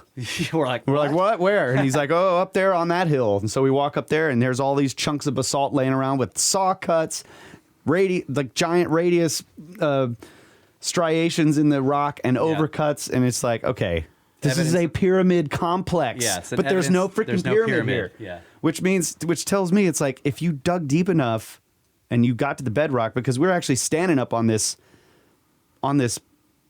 hill, or maybe it's a plateau of sediment, of silt. It's silt, and you're yeah. looking down, and you can see down, way off. I mean, I would guess it was maybe 60 feet high up on this silt that's been built up. And so, yeah, what happens if you dig all the way down to the bedrock? Do you Sounds find like a job for LiDAR. Do you find the LiDAR won't look through the silt. You need GPR. Oh, that's true. Yeah. Yeah, do you find the rest of the basalt tiles that were not quarried for other uses, and then do you find underneath them this trough system with So Or do you find a set of subterranean chambers? subterranean chambers that were under the pyramid that was dismantled to build whoever's temple? Yeah. It's like, so there's something unique about this pyramid complex thing. That was awesome. Yeah. To learn What's about the, and to see the source pieces of the of it. basalt? Like, where do they? I don't know where they're getting it. Yeah. 'Cause, Yousef I mean- said that there's a couple of sites possibly, but they haven't totally identified exactly. And then the same thing with the granodiorite, the black stuff that the Serapeum boxes are made of, which we saw examples of that stuff used all over. There's like a really random one in the Valley Temple near the Sphinx. So like when you go in the Valley Temple, like this is another thing we wanted to talk about because it's just clear in terms of stages of development. You know, there's gigantic, massive limestone blocks on the outside. So that brings me What? to another. And then on The the granite. inside, it's granite. Okay, yeah. Well, And the then granite was randomly- casing the outside too at some point. And then randomly, there's just this humongous black granodiorite block at the bottom of the granite wall inside one of the rooms of the Valley Temple. Like, what's that there for? Yeah, maybe it was being repurposed. Yeah. Right. You know. But anyway, I'm sorry. What's your No, question? so if we go back to Solon's conversation with the priests of Egypt, would you say after actually seeing all this in person, does the statement about you Greeks think yourselves so wise because you remember the last flood, we remember the six that came before it, does that take on a new meaning now when you see like complete resets of in all these different stages of development, like put Yeah. cataclysmic lines between each stage? yes. That's another thing I want to look at because up on the plateau, you are way up there, and you're looking down off of that plateau at the tops of the tall buildings of Cairo. I mean, yeah. dude. You're way up there, and so I'm looking at the side of this, the satellite pyramid and the erosion on the still in situ casing stones at the base of the one of the satellites out. So there's like the 3 satellite pyramids outside the Great Pyramid. And the erosion pattern is going across these stones. So it was eroded while they were there. And you know what I'm saying? It wasn't like there were some unfinished ones too. Unfinished casing stones that hadn't been flattened yet that were limestone and put in place. They were heavily eroded. But the finished ones had erosion into them right after they were finished. Right. And I'm looking at this erosion and I'm thinking, this looks like the water erosion in the hill country. Yeah, holes in the rock. And so I'm looking out over off the edge of the plateau and I'm thinking, okay, everything was drowned. And so I'm curious to get on Google Earth and see like, okay, if I find this elevation right here at the base of the Great Pyramid, how big is the line that I have to draw to fill that basin? Right? If that is the middle of a basin, a catchment basin, how wide is that lake or whatever it was, inland sea? Well, and we saw an example of a gigantic inland sea when we went out to Abu Simbel, which was where they dammed it up. It's and the it's basically biggest the desert. It's full of water. biggest man-made lake in the world. Yeah, it On was top of the biggest archaeological site in the world. Damn it. Yeah. It was Yeah, talk about drowning archaeological sites. Yeah, Every time I hear man-made lake or reservoir, all I think is it's beautiful. I wonder what was Get up at on the that bottom. mic, buddy. Yeah, it's beautiful, but there's no one on it. It's full of crocodiles.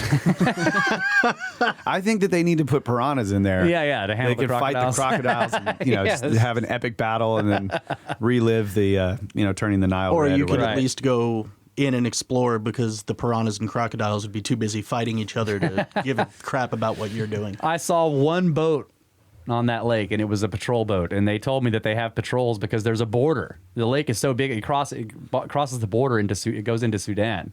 Okay. So it's like gigantic. So they have police boats out there or border guard boats or whatever. But it's weird to see that much calm water And nothing. and there's no one out there. Like no sails, no little boat, no engines, no fishermen, nothing.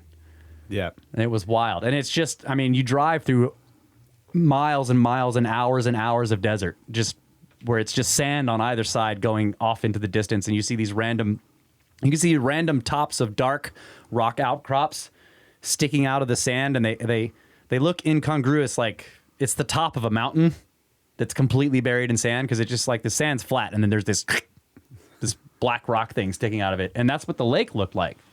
But the water was in place of the sand. Yeah. like- Anyways, Yeah. pyramids. All right. So I got 5 minutes left. Oh, yeah, sorry. So I just want to say the other huge thing to me that is like I can't wait to go back and review all the pictures and footage is the Granite Quarry, Aswan, and Yeah. the unfinished obelisk. Like this.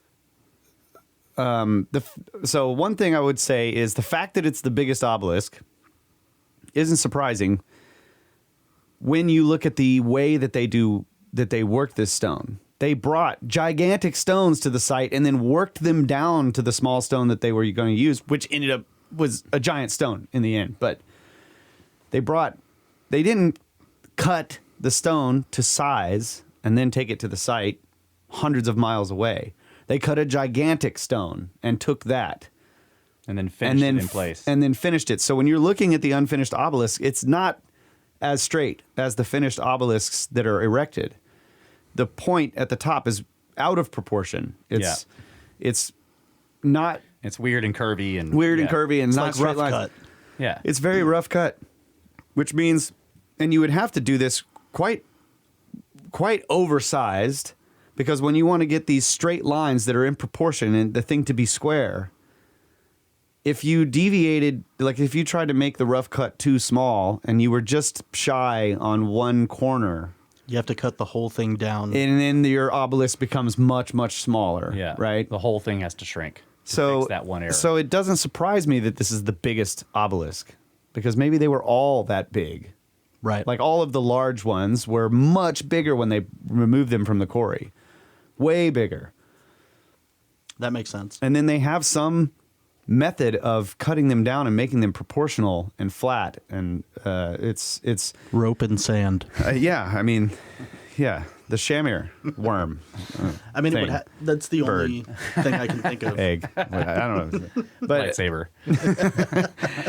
But yeah, so walking through that quarry, you start way down at the bottom, and you're trekking through this thing, and you can just see all these giant, squarish cuts out of the rock and divots and scoop marks, and then you're going up the stairs and you're getting up to the next level, and it's all, I mean, it's a quite a large site, and all the pictures you ever see of it are, you're just looking Just at the the obelisk. unfinished obelisk. Yeah. So I took video footage walking through the whole thing from the very beginning, and I haven't checked it yet, but it provides a lot of context, just Yeah. being able to see, like, okay, how big is this site? And the location of the unfinished obelisk is The You know- middle part of the quarry, right? somewhere around there. Yeah, I mean, Because there's the bottom area, which was, they say, used to be the channel with the Nile. would Yeah, come yeah, into. yeah. So they You were- get above that. it's then way there's- up there. Yeah, then there's pits, these deep pits that are just random, and there's a bunch of scoop marks, and then you get above that, and that's kind of where the bottom part of that big obelisk is. And then above that is where we got to climb in those troughs. Yeah, and it's way up there, and they would have had to pull it up and then drag it all down this crazy system of like shear walls and random cuts. It's like there was Yeah. How are you doing that? You would have I don't know. If The plan for getting it out of where it was must have is been not insane. clear. Yeah. But also the markings on the rough walls of this quarry, they look just like the same type of markings you see in Peru on the stones. You know, these smooth, scoopy, and then in some cases pillowy, strange depressions in the stone that, you know, it's very obvious to the eye when you start to look at it. It's like, okay, yeah, this is the same style of work that they're doing in Peru. And then, of course, you start to notice it, like in what you were talking about in the Osirian, that unfinished wall is just like, you take a picture of this and compare it to some wall in Peru somewhere, and it's going to look, it's going to be hard to tell which one's which. Yeah. The Osirians, especially if you did in black and white. The photos. Osirians' blocks are more rectangular than most of the stuff in Peru. Yeah, but they're pillowy, like you're saying. The pillowy and the little, you know, nubs sticking out and stuff. And that's around Minkare too. And we've puzzled over this thing about the nubs, right? What is this tiny little nub, this almost flattened but like squarish protrusion coming out of this stone? But when you see other aspects of the way they flattened the granite, they built everything pillowy at first, and then they flattened it after it was built. And so I learned another thing about this. I'm going a little bit over, but I have this new idea, this theory about how they made these rooms that have all the blocks going around corners. This may be hard to visualize. Widen the room? Is that what you're talking about? Yeah, this may be hard to visualize, but imagine you stacked up, let's just say bricks, right? You have some bricks and you stack them up just like bricks are normally stacked with, you know, they're offset, but you make a square room out of bricks, and it can be just small, like, you know, a foot in diameter or whatever. Whatever the opening is in the middle of the square of bricks is not actually the size of the room that you want. You want the room to be a bit bigger. So you stack the bricks up and get the walls as high as you want them. Then you take a drill and you drill through the corners. And round them. From the top down. From the top down all the way to the floor on each corner of the building. And then you can say, you make that perfectly square.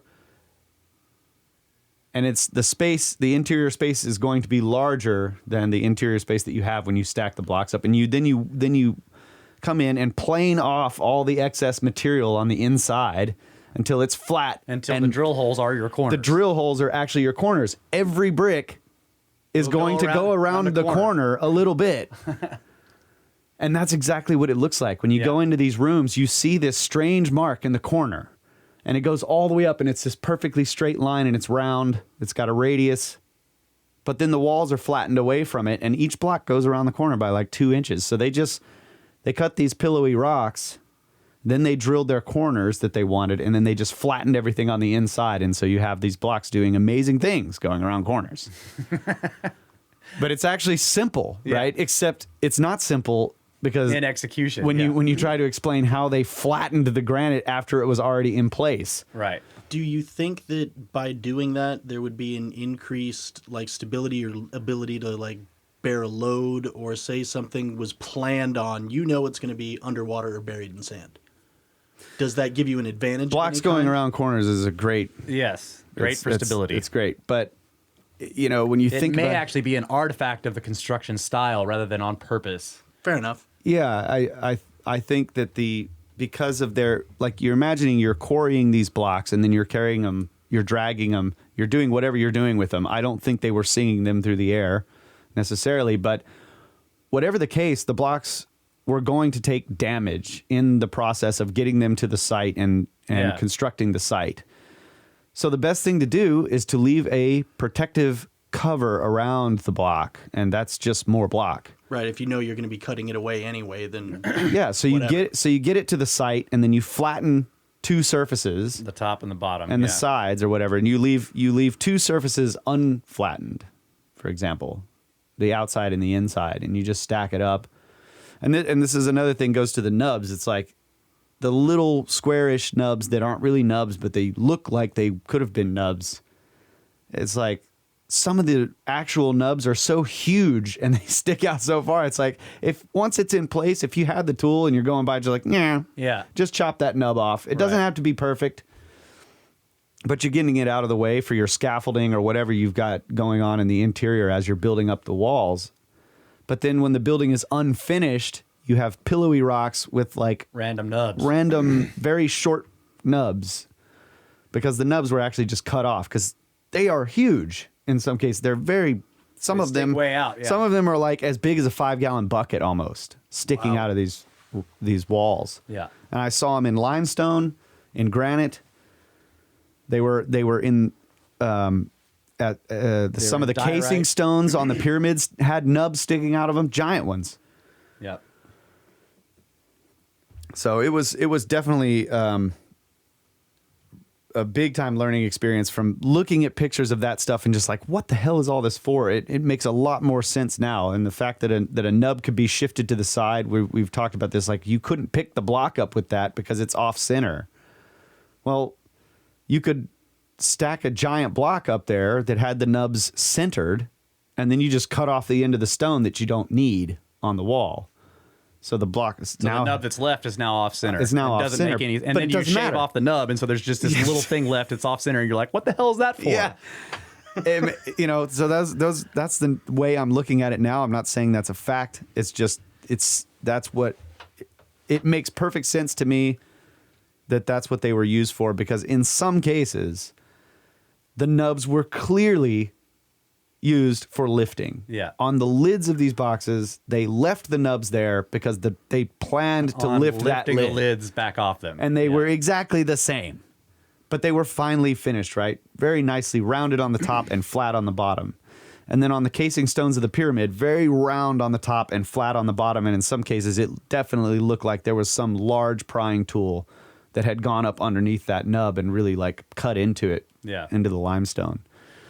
And, So and in I the am case- now an official nubs for lifting guy. So for all you lifters out there, Yeah. get some nubs. Do you even lift, bro? Do you even nub?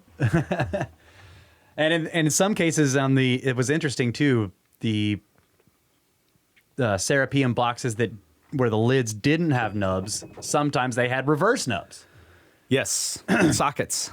sockets. So in other words, however they ended up cutting the block, they cut the lid off, and there's no nubs on the lid, and so they're like, "Well, we need to be able to lift this thing off." So they put sockets into it instead of having nubs sticking out. So it's just really interesting to see that, like that whoever the original builders were intended for those lids to come back off at some point after That's putting right. them on there. Otherwise, the nubs would have been all gone. You know. Yep. But modern man could not lift them with those nubs. That's right. So they broke them. All right. Alrighty. One more break. One more break. Just one? I guess so.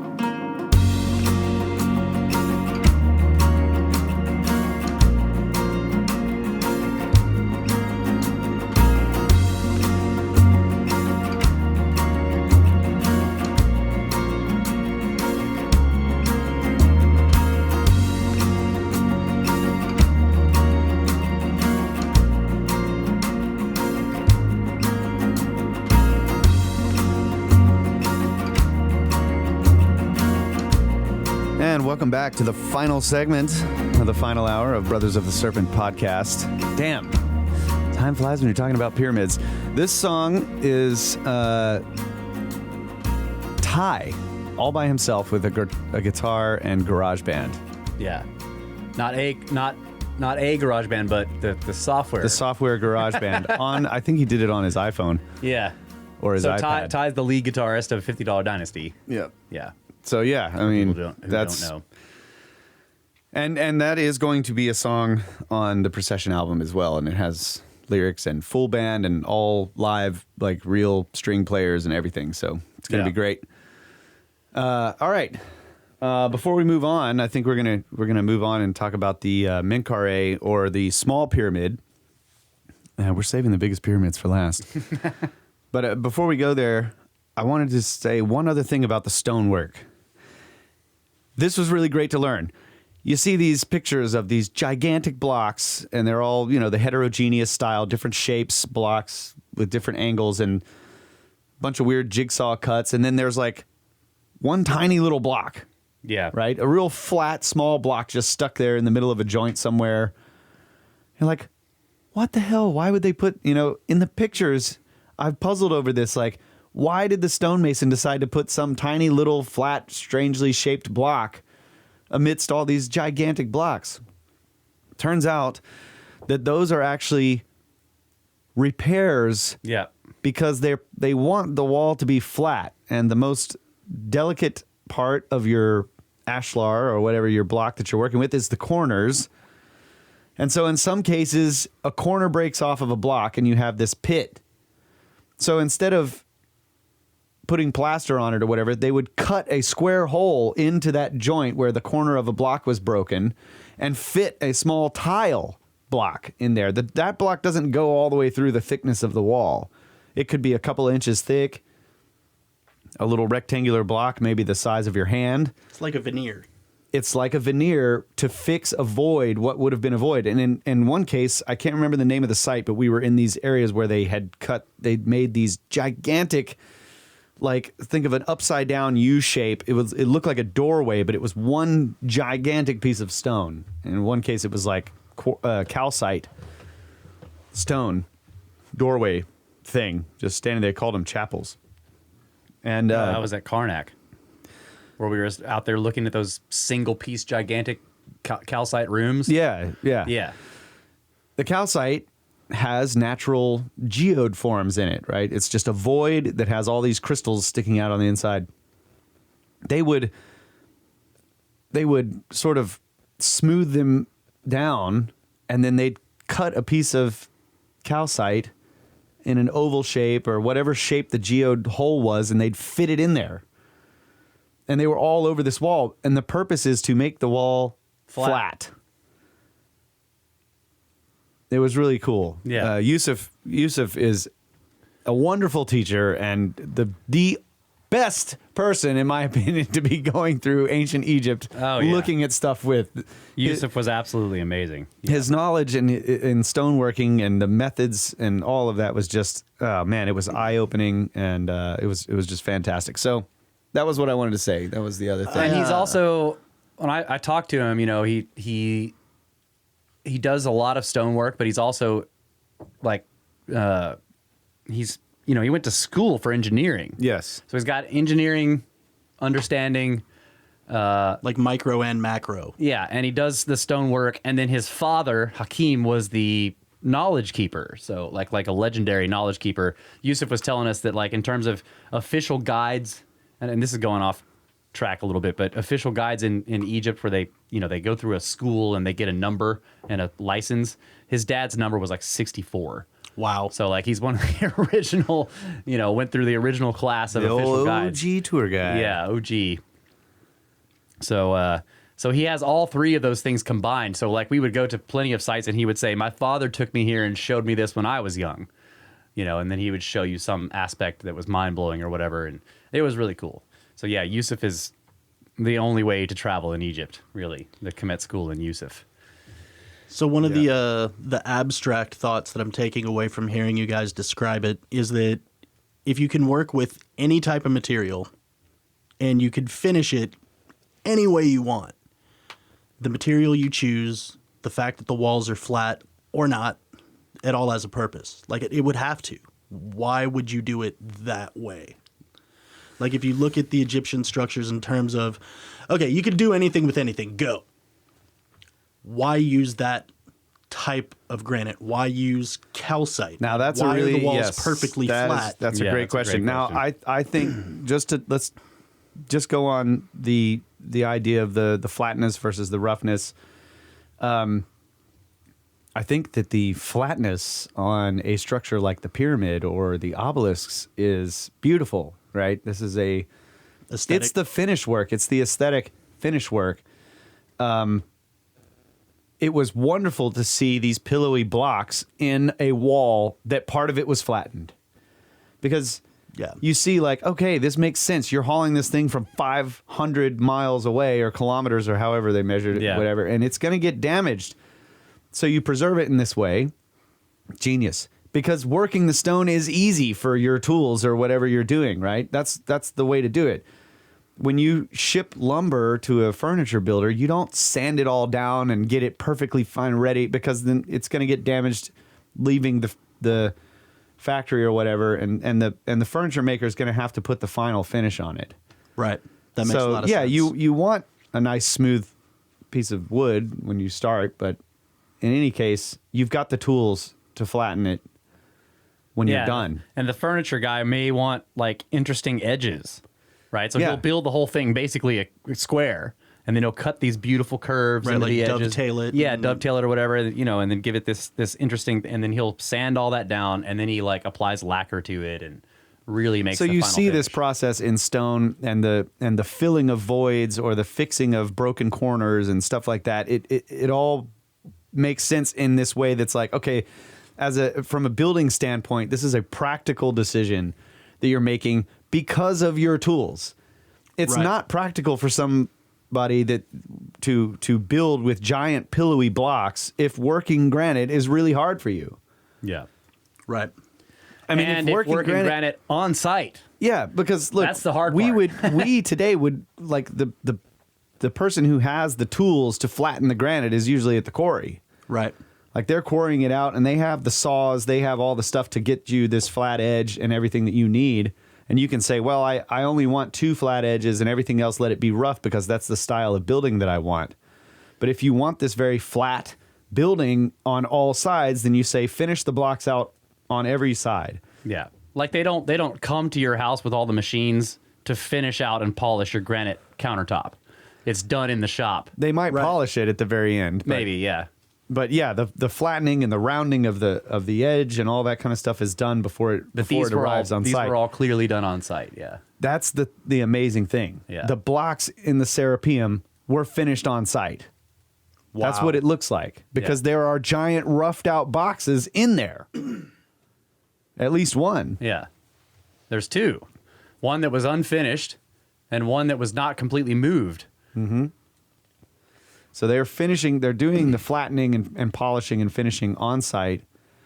And in the case of the small pyramid, Minkare, which I'm kind of shifting to calling it the small pyramid now because the standard model them named after the pharaohs is ridiculous. So the small pyramid is a great example of this. There's all of apparently the thing may have possibly been, I don't know for sure, but it may have all been cased in granite. Well, I asked Yousef and Ben about this when we were there, and Yousef just pointed to the piles and piles of granite rubble around it and was like, that was Where the did casing that come stones. from? Yeah, Right, tons of it. Right. But I'd say the bottom maybe 5th or something.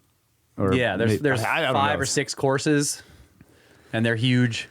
Gigantic granite blocks, and what you see is this sort of squarish rectangular block sticking out, but when you come to an area where the blocks have been torn away and you're looking again like at the sides of the tiles, you realize how deep these blocks go in right to be fitted amongst the limestone core blocks of the pyramid, and they are huge stones. They're like building a wall of bricks where only the end of the brick is sticking out. Yeah, that's right.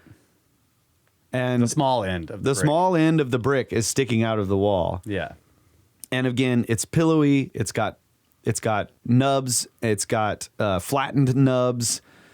It looks like anything you might see in Peru. Yeah, they're all different sizes. The courses in general are the same height.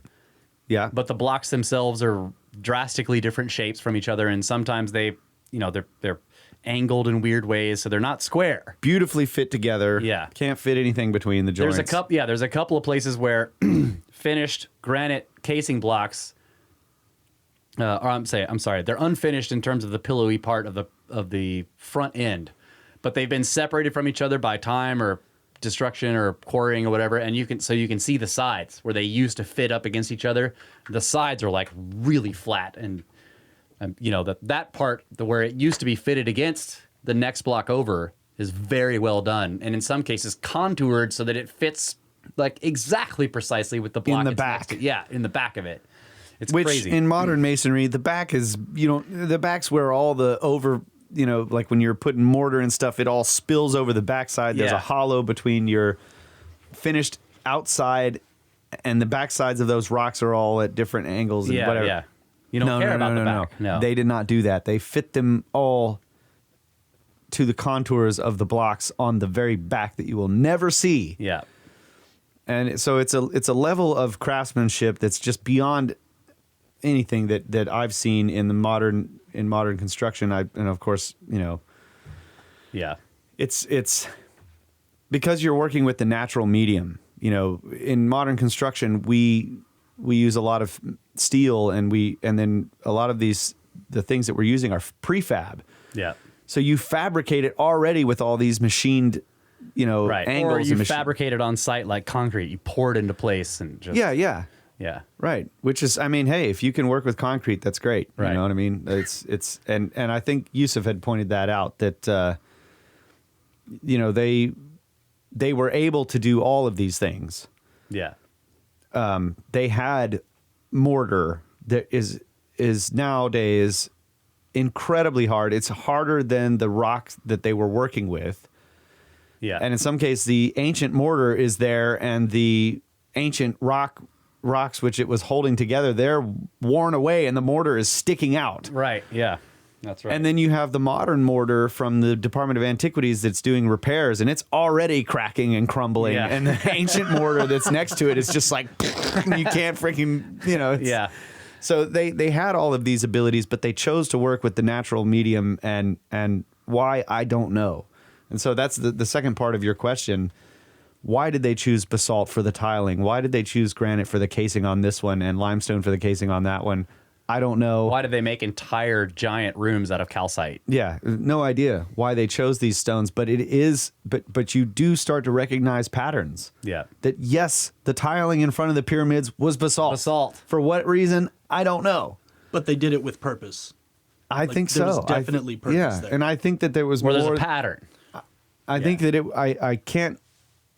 I think that it was more than just aesthetics.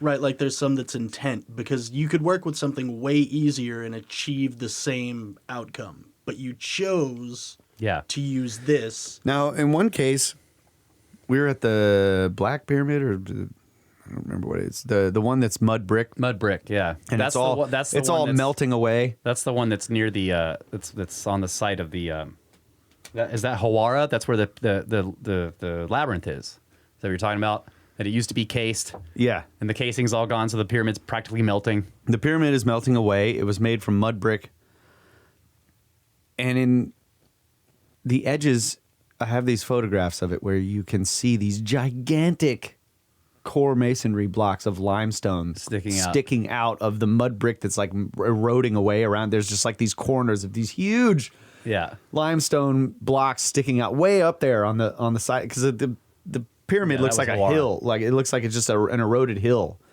I wonder if because the mud after brick all the erodes woods- like natural Right. an earthen Yeah. hill. It's got ravines forming in it. Yeah. I wonder if it would look like the step pyramids of Central America once the mud all melts away. I don't know, but I was talking to Yousef about this, and I'm like, okay, so you got this core of limestone, and then you have this mud brick structure, the main structure to form the geometry of the exterior that you want, and then you put a roof on it, right? Like we build our walls out of lumber. Right. And Terrible drywall. Yeah, and drywall. Yeah, paper. Yeah. right. Paper with rocks inside of it. Yeah. Paper holding rocks together. So it's like these are terrible things to be outside. So we build the walls, we build the whole core of the structure, and then we put a roof on it. And the roof is usually made of stone. I mean, yeah, you've got tar, but what's on top of the tar is a bunch of sand. Yeah. Regular shingles are basically stone roofs. It's stone. I mean, Yeah. you're putting a stone you're putting a stone roof on. So if your house was shaped like a pyramid, your roof would start at the ground and go all the way to the point at the top. So the casing blocks are the roof. Okay. And at some point, ancient assholes tore the roofs off of these structures because they wanted that fine, badass material that was hard to get. In a lot of cases, it's Tura limestone, which is almost as hard as flint. It's like chert. It's basically what we call chert. I mean, I saw it breaks on this Tura limestone. It looks exactly like the stuff we call chert, which is like a low-grade flint. Yeah. It's incredibly hard. You can make arrowheads out of it. It breaks like glass.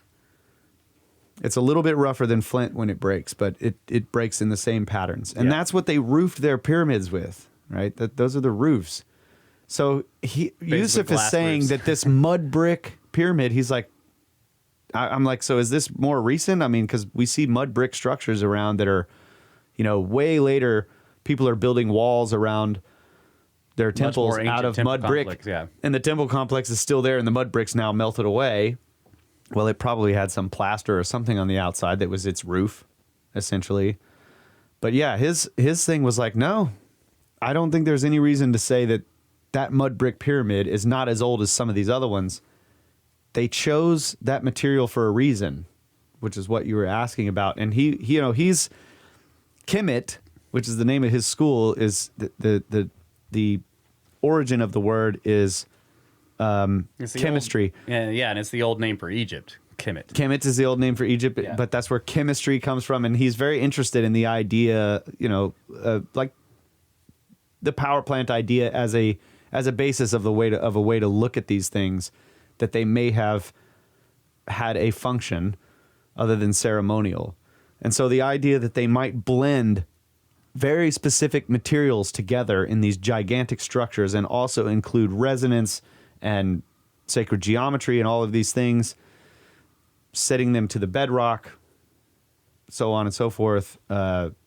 His idea was just like, well, you have, it was the classic, Well, mud brick gives you earth, fire, and water, right? Yeah, you've got the limestone, which is... Yeah. But the mud brick itself, he says, is made with earth, fire, and water. That's right, yeah. Yeah. Yeah. So it's like these, yeah. So like you're making a like substance. alchemy. Yeah, you're making an alchemical substance, and they never intended for the mud brick to be exposed. Yeah, and it would have lasted. It would last as long as the roof lasts. Just seems almost like an insulation in terms of construction. It's just like a layer that's there to either insulate. It could be an insulator too. You're right. Could be an insulator. Deadens, whatever in terms of waves in or out. But it's almost like a filler. It's there because it does something in between the important stuff that's going on. Could be.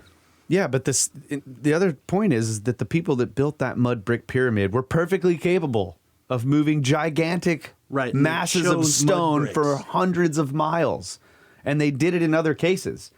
Like his point was that this pyramid could be contemporary with these other ones that we see that are made out of different stones. The red pyramid is made out of a very soft and workable limestone, which to me, I was like, that's sandstone, bro. Yeah. I mean, you can scratch it with your fingernail and it just crumbles. Yeah. Well, that pyramid is eroding. I mean, when you look at it, you can't even hardly make out the shapes of the blocks because there's so much sand on it, because the blocks themselves are just turning into sand. Yeah. And falling down the edges. It was meant to have a roof. It was roofed in Tura limestone. For all we know, it could have also had mud bricks between it and the roof. I mean, it could have been. Yep. They could have done anything. It could have. So the, yes, the idea is, one, that all of these structures were meant to have roofs of much harder and more durable stone. There's the possibility that they chose these really easily workable stones, like the red limestone that makes up the red pyramid, sandstone, because it's so easy to work. You can square off the block, you can whatever, you put it in there. It's quick and easy process compared to granite. Yeah. Right. Sorry, but Mud brick, you form them to the shape that you want. it makes me think of San Antonio is a town that's growing very quickly, and you've got really, really not so great homes that are built. And then you've got these ones that are more expensive and they're like super amazing. So, you get these sandstone pyramids with the mud brick, and you throw them up fast and you build your community. I think Yousef's idea is that these choices of stone, or what you were suggesting with your question, that they are purposeful because of the material and the properties of the material. Yeah. Not necessarily all of them needed to be structurally sound. Right. And they were never intended to be out in the weather. So he thinks that because people that built with mud brick also built with granite and also built with Tura limestone, they were perfectly capable of building it all out of that stuff, but they specifically chose the materials because of other properties. And that was the core concept, that if you could do anything, but you choose to do this, chances are you've got a good reason. There's a good reason, yeah. And maybe it's economics. I don't know. It could be. Yeah, like why would you choose to build a lot of very different kinds of complex contoured objects out of a stone that is crystalline, so it wants to shatter, and has geode holes in it that you can't find until you start working it, and is stupid hard. Yeah. Okay, shifting gears again. You were talking about the stuff at Menkaure. Yeah, so the small pyramid, right? So the mortuary temple. Yeah, I wanted to get to the small pyramid, and Ben made that happen. It was closed, but we were able to go around the outside, which is all I really cared about, and it's because specifically it was supposedly entirely encased in granite, and looking at pictures of it, it's clear that the style of that granite casing looks a lot like Peru, like Kyle's already mentioned. There's nubs and it's heterogeneous and all this stuff. So I really wanted to see that up close. And when you walk up to it, the first thing you notice is, once you get over, there's a giant pyramid in front of you. The first thing you notice is that there are huge piles of granite rubble all around the whole thing. Oh my God, they're just it's unbelievable massive piles of granite, and it's just spread out and it's just a devastation of granite all around the thing. Like the thing's been being quarried for forever for pieces of granite. It made me want to punch dance like so hard, dude. I just wanted to get out in the woods, punch dance out your rage, just like yeah. But right around the entrance, it's flattened. So in the middle of the north side, I think that's right. I think it's the north side that has the entrance. There's this square where the pillowy, enormous, megalithic, heterogeneous granite stones have been flattened to this beautiful, flat polish. Like they're not polished now. They may have been at one point. Just a flat surface. It's just a flat surface. All the pillow has been cut out of it. So we're talking, in some cases, more than 6 inches of material. You can see. Again, in some cases, a foot. Yeah. So what's crazy is that flattened area is almost perfectly square, irrespective of where the blocks start and end at the edges of the square, which means that in some cases there's this big, like the block starts and it's flat, and then there's this huge up dip where the pillowy part starts. With a radius of like 12 inches, like the curve that comes up to the pillowy part, like at the so end. they had some tool, giant tool. It looks like they had some tool. It was just like and just sort of flatten that whole area out like a trowel over mortar. Like you just slide it along and it flattens it out. Yes. Yeah. And then imagine you've got this pillowy pile of mortar, and you take a trowel and just sit there and just flatten a square out of it, or better yet, you have like a cylinder or something that you're flattening the square with, because at the edges it's round. Yeah. It rounds up. It's got a radius as it goes up to the pillowy part. Curve up to the pillowy part. Wow. So there was that aspect of Menkaure, and we'll get back to more thoughts on that aspect of it. But first, we go around the left side of the pyramid facing the north side. We went around the left side, and there is a megalithic limestone, quote unquote. The east side. Yeah, a megalithic limestone, quote unquote, mortuary temple off on that side. And that mortuary temple actually comes all the way up to the pyramid itself and butts up against it. Okay?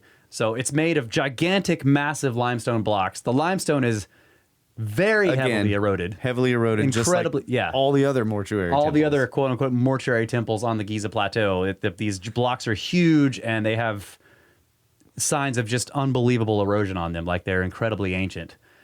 But they clearly butt up against the granite casing stones on that side of the pyramid that are also unfinished. Like They're still pillowy. I think of them as unfinished because of that square around the entrance. Like, in my mind, that implies that the builders, at least in part, maybe intended to do that to the whole thing, and they just, because we see so much other signs of them downing tools and never coming back, that it just reminded me of that. That like they cut out this square around the entrance. Well, they intended to do that the whole thing. I have an explanation for this, for cutting the flat square at the entrance. Okay. You have to build a door there. Yeah. And so... Yeah, so you're finishing out that area first. Because you got to put a door there, and you can't have a pillow door. Right. Like because the door has to swing in a certain way, because they're locked in this specific way. Probably. So you need that to be flat. Yeah. Like a hermetic You need the seal door needs to be pull. flat.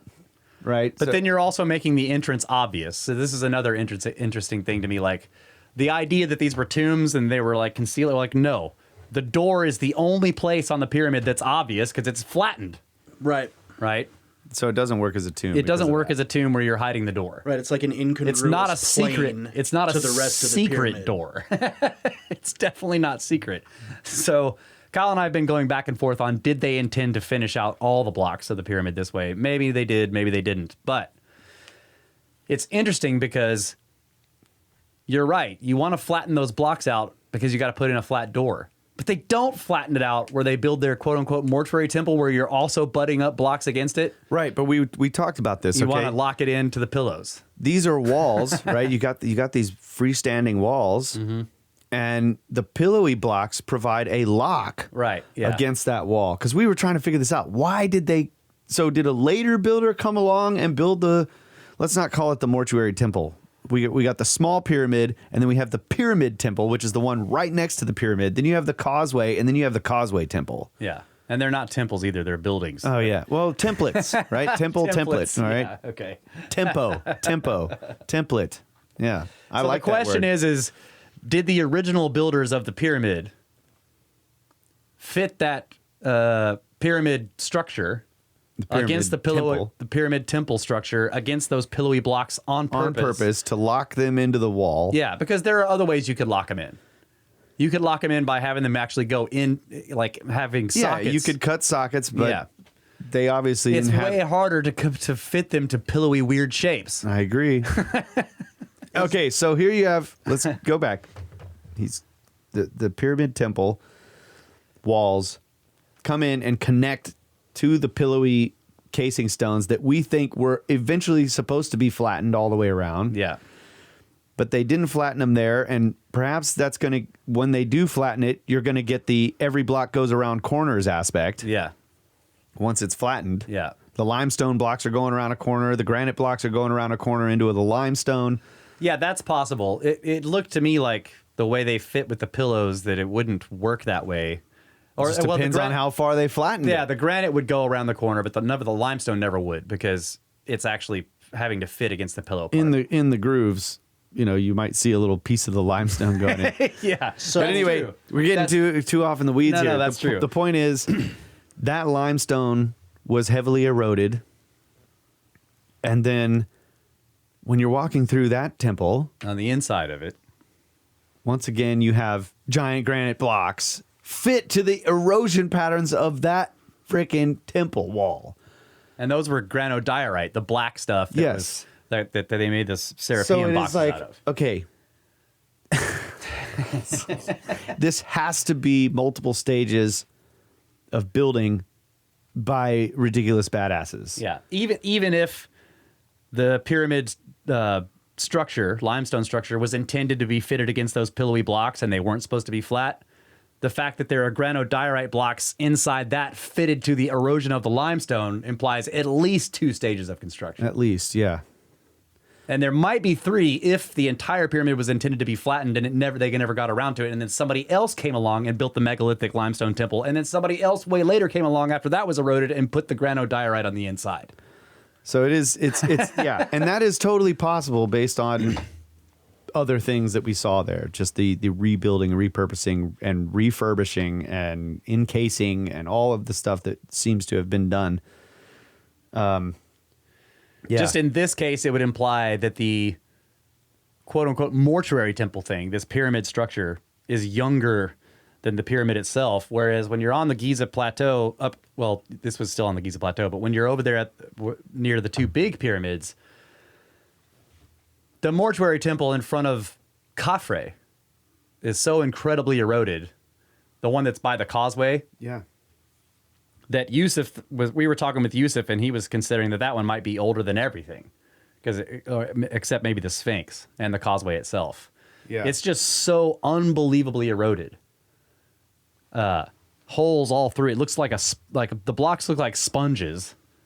And in some cases, the erosion was so much that an entire wall of 3 giant megalithic blocks would just fall over because one of the blocks below had been so heavily eroded beneath the blocks above that it could no longer hold it, and they just toppled.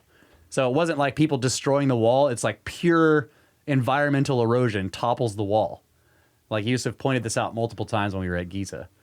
Like you got these blocks all laying down, and it's because the erosion. You can see it happening in other places, and then other places he would point out that the block at the bottom is like got all this massive erosion, and the ones above it seem in a lot better shape. But that's because they were cased, and those casing stones are now gone, and those casing stones were protecting those interior blocks, which those huge megaliths up there actually turned out to be interior blocks of a gigantic. Yeah. So wall. Once again, we're talking about the possibility of some type of alchemy or chemistry involved in the choice of the stones, because they didn't need, or they did need. Why would they need an 8-foot thick wall? Yeah. Of limestone, and then case it with like 4 to 5 feet of granite on both sides, the exterior and interior. Yeah. But at least in the case of the Valley Temple, you could see sections where the few remaining granite casing stones on the exterior wall of that, so like you've got the limestone core blocks, and then there's granite casing stones, and once again, the granite has been fitted to the erosion pattern of the limestone core, it seems implying 2 stages of construction. Yeah, the limestone was built, then ages passed. A long time went by. And what kind of erosion is this? I don't know. Yeah. But I am interested to see the possibility of water erosion, wave action, and then the water goes away, and someone comes along and discovers this site, and those people were, the Zeptepi or whatever that encased them in granite. Yeah. Because their skills were so freaking rad. Yeah. I don't know, dude. It's wild. I definitely left there with a lot more questions than answers. So one more thing I'll bring up before we close it out here. And this goes back to, remember I'm talking about the Minkare, or the small pyramids, granite casing stones. One part has been flattened, and it's clear from the method of flattening that they just had a tool that basically could just trowel that stone off there without bothering to worry about starting with a particular block and working it. There's just this line. Yeah. That's the curve. And on there both was sides. multiple places where they flattened it too. There was another square randomly off on a different side that was flattened. Yeah. Seeing that and comparing it to what we saw at the Assyrian, where that same area I was telling you about, where the ceiling was intact, there were 3 gigantic ceiling blocks. They're perfectly flat, so well flat that the long pools of water that are down below the floor were reflecting the water patterns onto the ceiling. And you could see like this perfect water pattern up there on the ceiling from the sunlight reflecting. Part of that wall that's holding up those ceiling blocks that whole wall is pillowy, but right there underneath the ceiling, somebody had come along, and it's clear. You could see that they were with a tool, and they're planing those pillows off there and making the wall flat without regard of where the stones stop and start. The tool was about 10 inches wide, like a roller for a paint roller, and it had roughly about the same radius as a paint roller, because wherever that tool stopped, there's this little curve edge coming out. Yeah, that's a great description. Imagine seeing a paint roller that had just been painted the top part of a wall. but the bottom It has a bunch of different levels of the scraping of the rolling down. It's like yeah. But the bottom part that's unpainted is actually stone sticking out, not a wall with no color on it. So there was that. And the rest of that wall was all pillowy, but the ceiling was flat, and the blocks behind it holding up those ceiling blocks were flat. So it looked to me like they never got around to finishing the outer walls, to polish them, to flatten them out like they had done with other parts of the tent. Like they did it to the ceiling, and they did it to the columns, and they were going to do it to the walls, but they never got around to finishing it.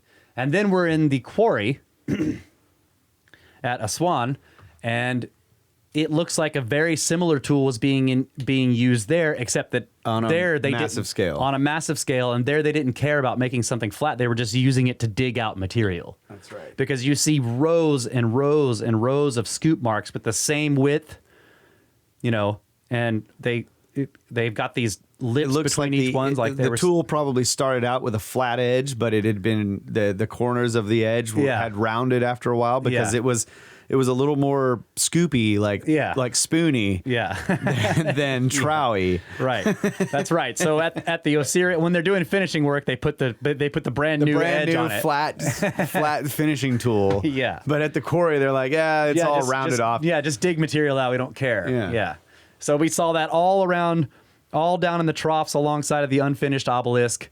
You could see a smaller version of it all the way across the unfinished obelisk. These very faint but obvious scoops that basically went across the entire thing in patterns. Yeah, so that's the thing. The obelisk itself had the same patterns, but very faint, so that the person operating the machine was careful to make his strokes or her strokes, whoever was doing this, very fine next to the artifact. Right. But the wall, the outer wall, whatever, it had deeper scoops. Yeah, because they're just like, get rid of that material. Right. Like once I've got the edge, then you're just dragging the top part of your rounded bit on there, just scraping it. Yeah. And this is kind of recognizable because we both operated backhoes and mini excavators. You see this, you can recognize this digging out operation. Yeah.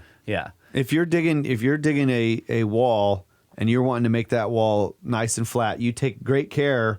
Yeah. To not have your teeth bite too much. Bite into that wall. But the other side, where you're removing material, you don't give a shit. You just, get that material out of there. That's right. And then you start moving real slow when you get up next to the finished wall. Right, yeah. And then when we went further up in the quarry, and there's another gigantic block that no one knows what it was for, but Yousef says that people think it might have been intended to be a statue or something. But they were basically excavating an enormous granite block. And they got all the way down the sides, and they were working their way under it. Oh, my God.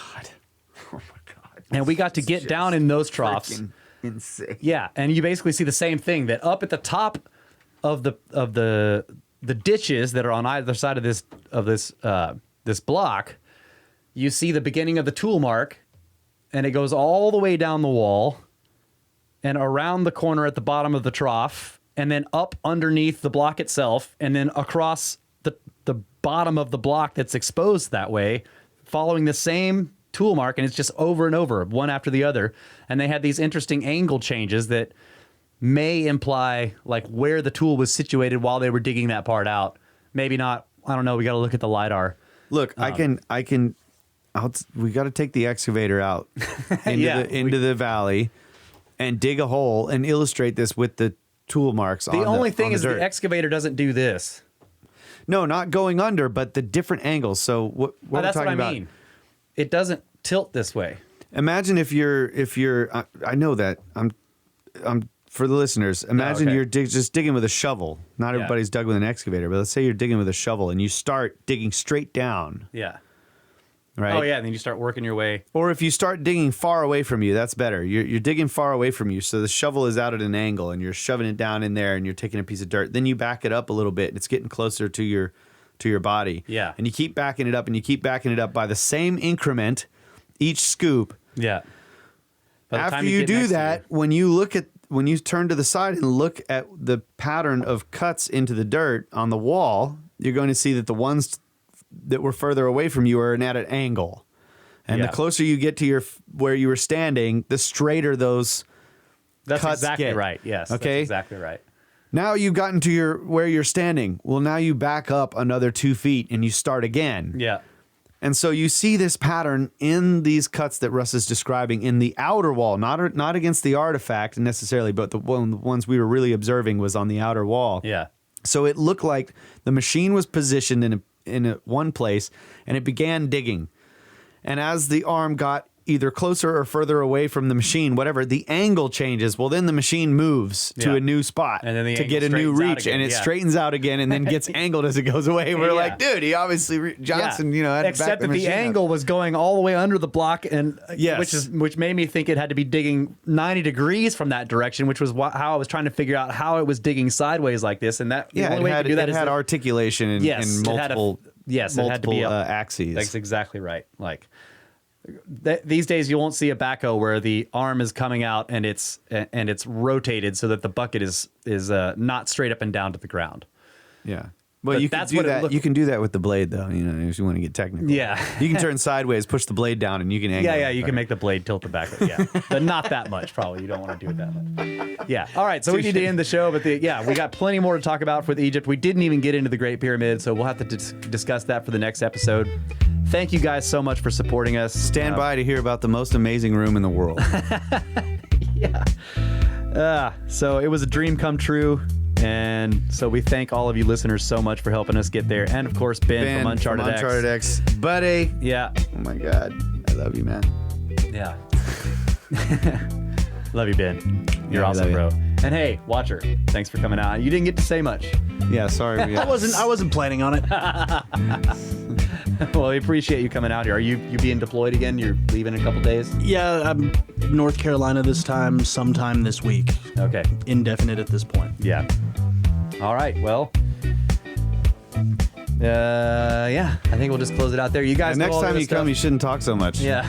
I'll try not to. Yeah, grief, man. You need to let us talk about Egypt, bro. For Christ's sake. So brothersoftheserpent.com for all the podcast stuff. You can find the support page there and everything else. brothersoftheserpent@gmail.com to email us. And thank you guys. We love you. Always have. Always will. Good night, Adamu. Get back to work. Kyle's pointing at me. Oh, and one more thing. Ash, the one and only Black Shaman. Stick around, because there's a song at the end of this for you, buddy. That's right. Yeah. Special request. Rock and roll to you, my friend. Yeah. Technically, you're not allowed to talk after the show has ended with the ending phrase. I'm just saying. The Watcher is pointing at me.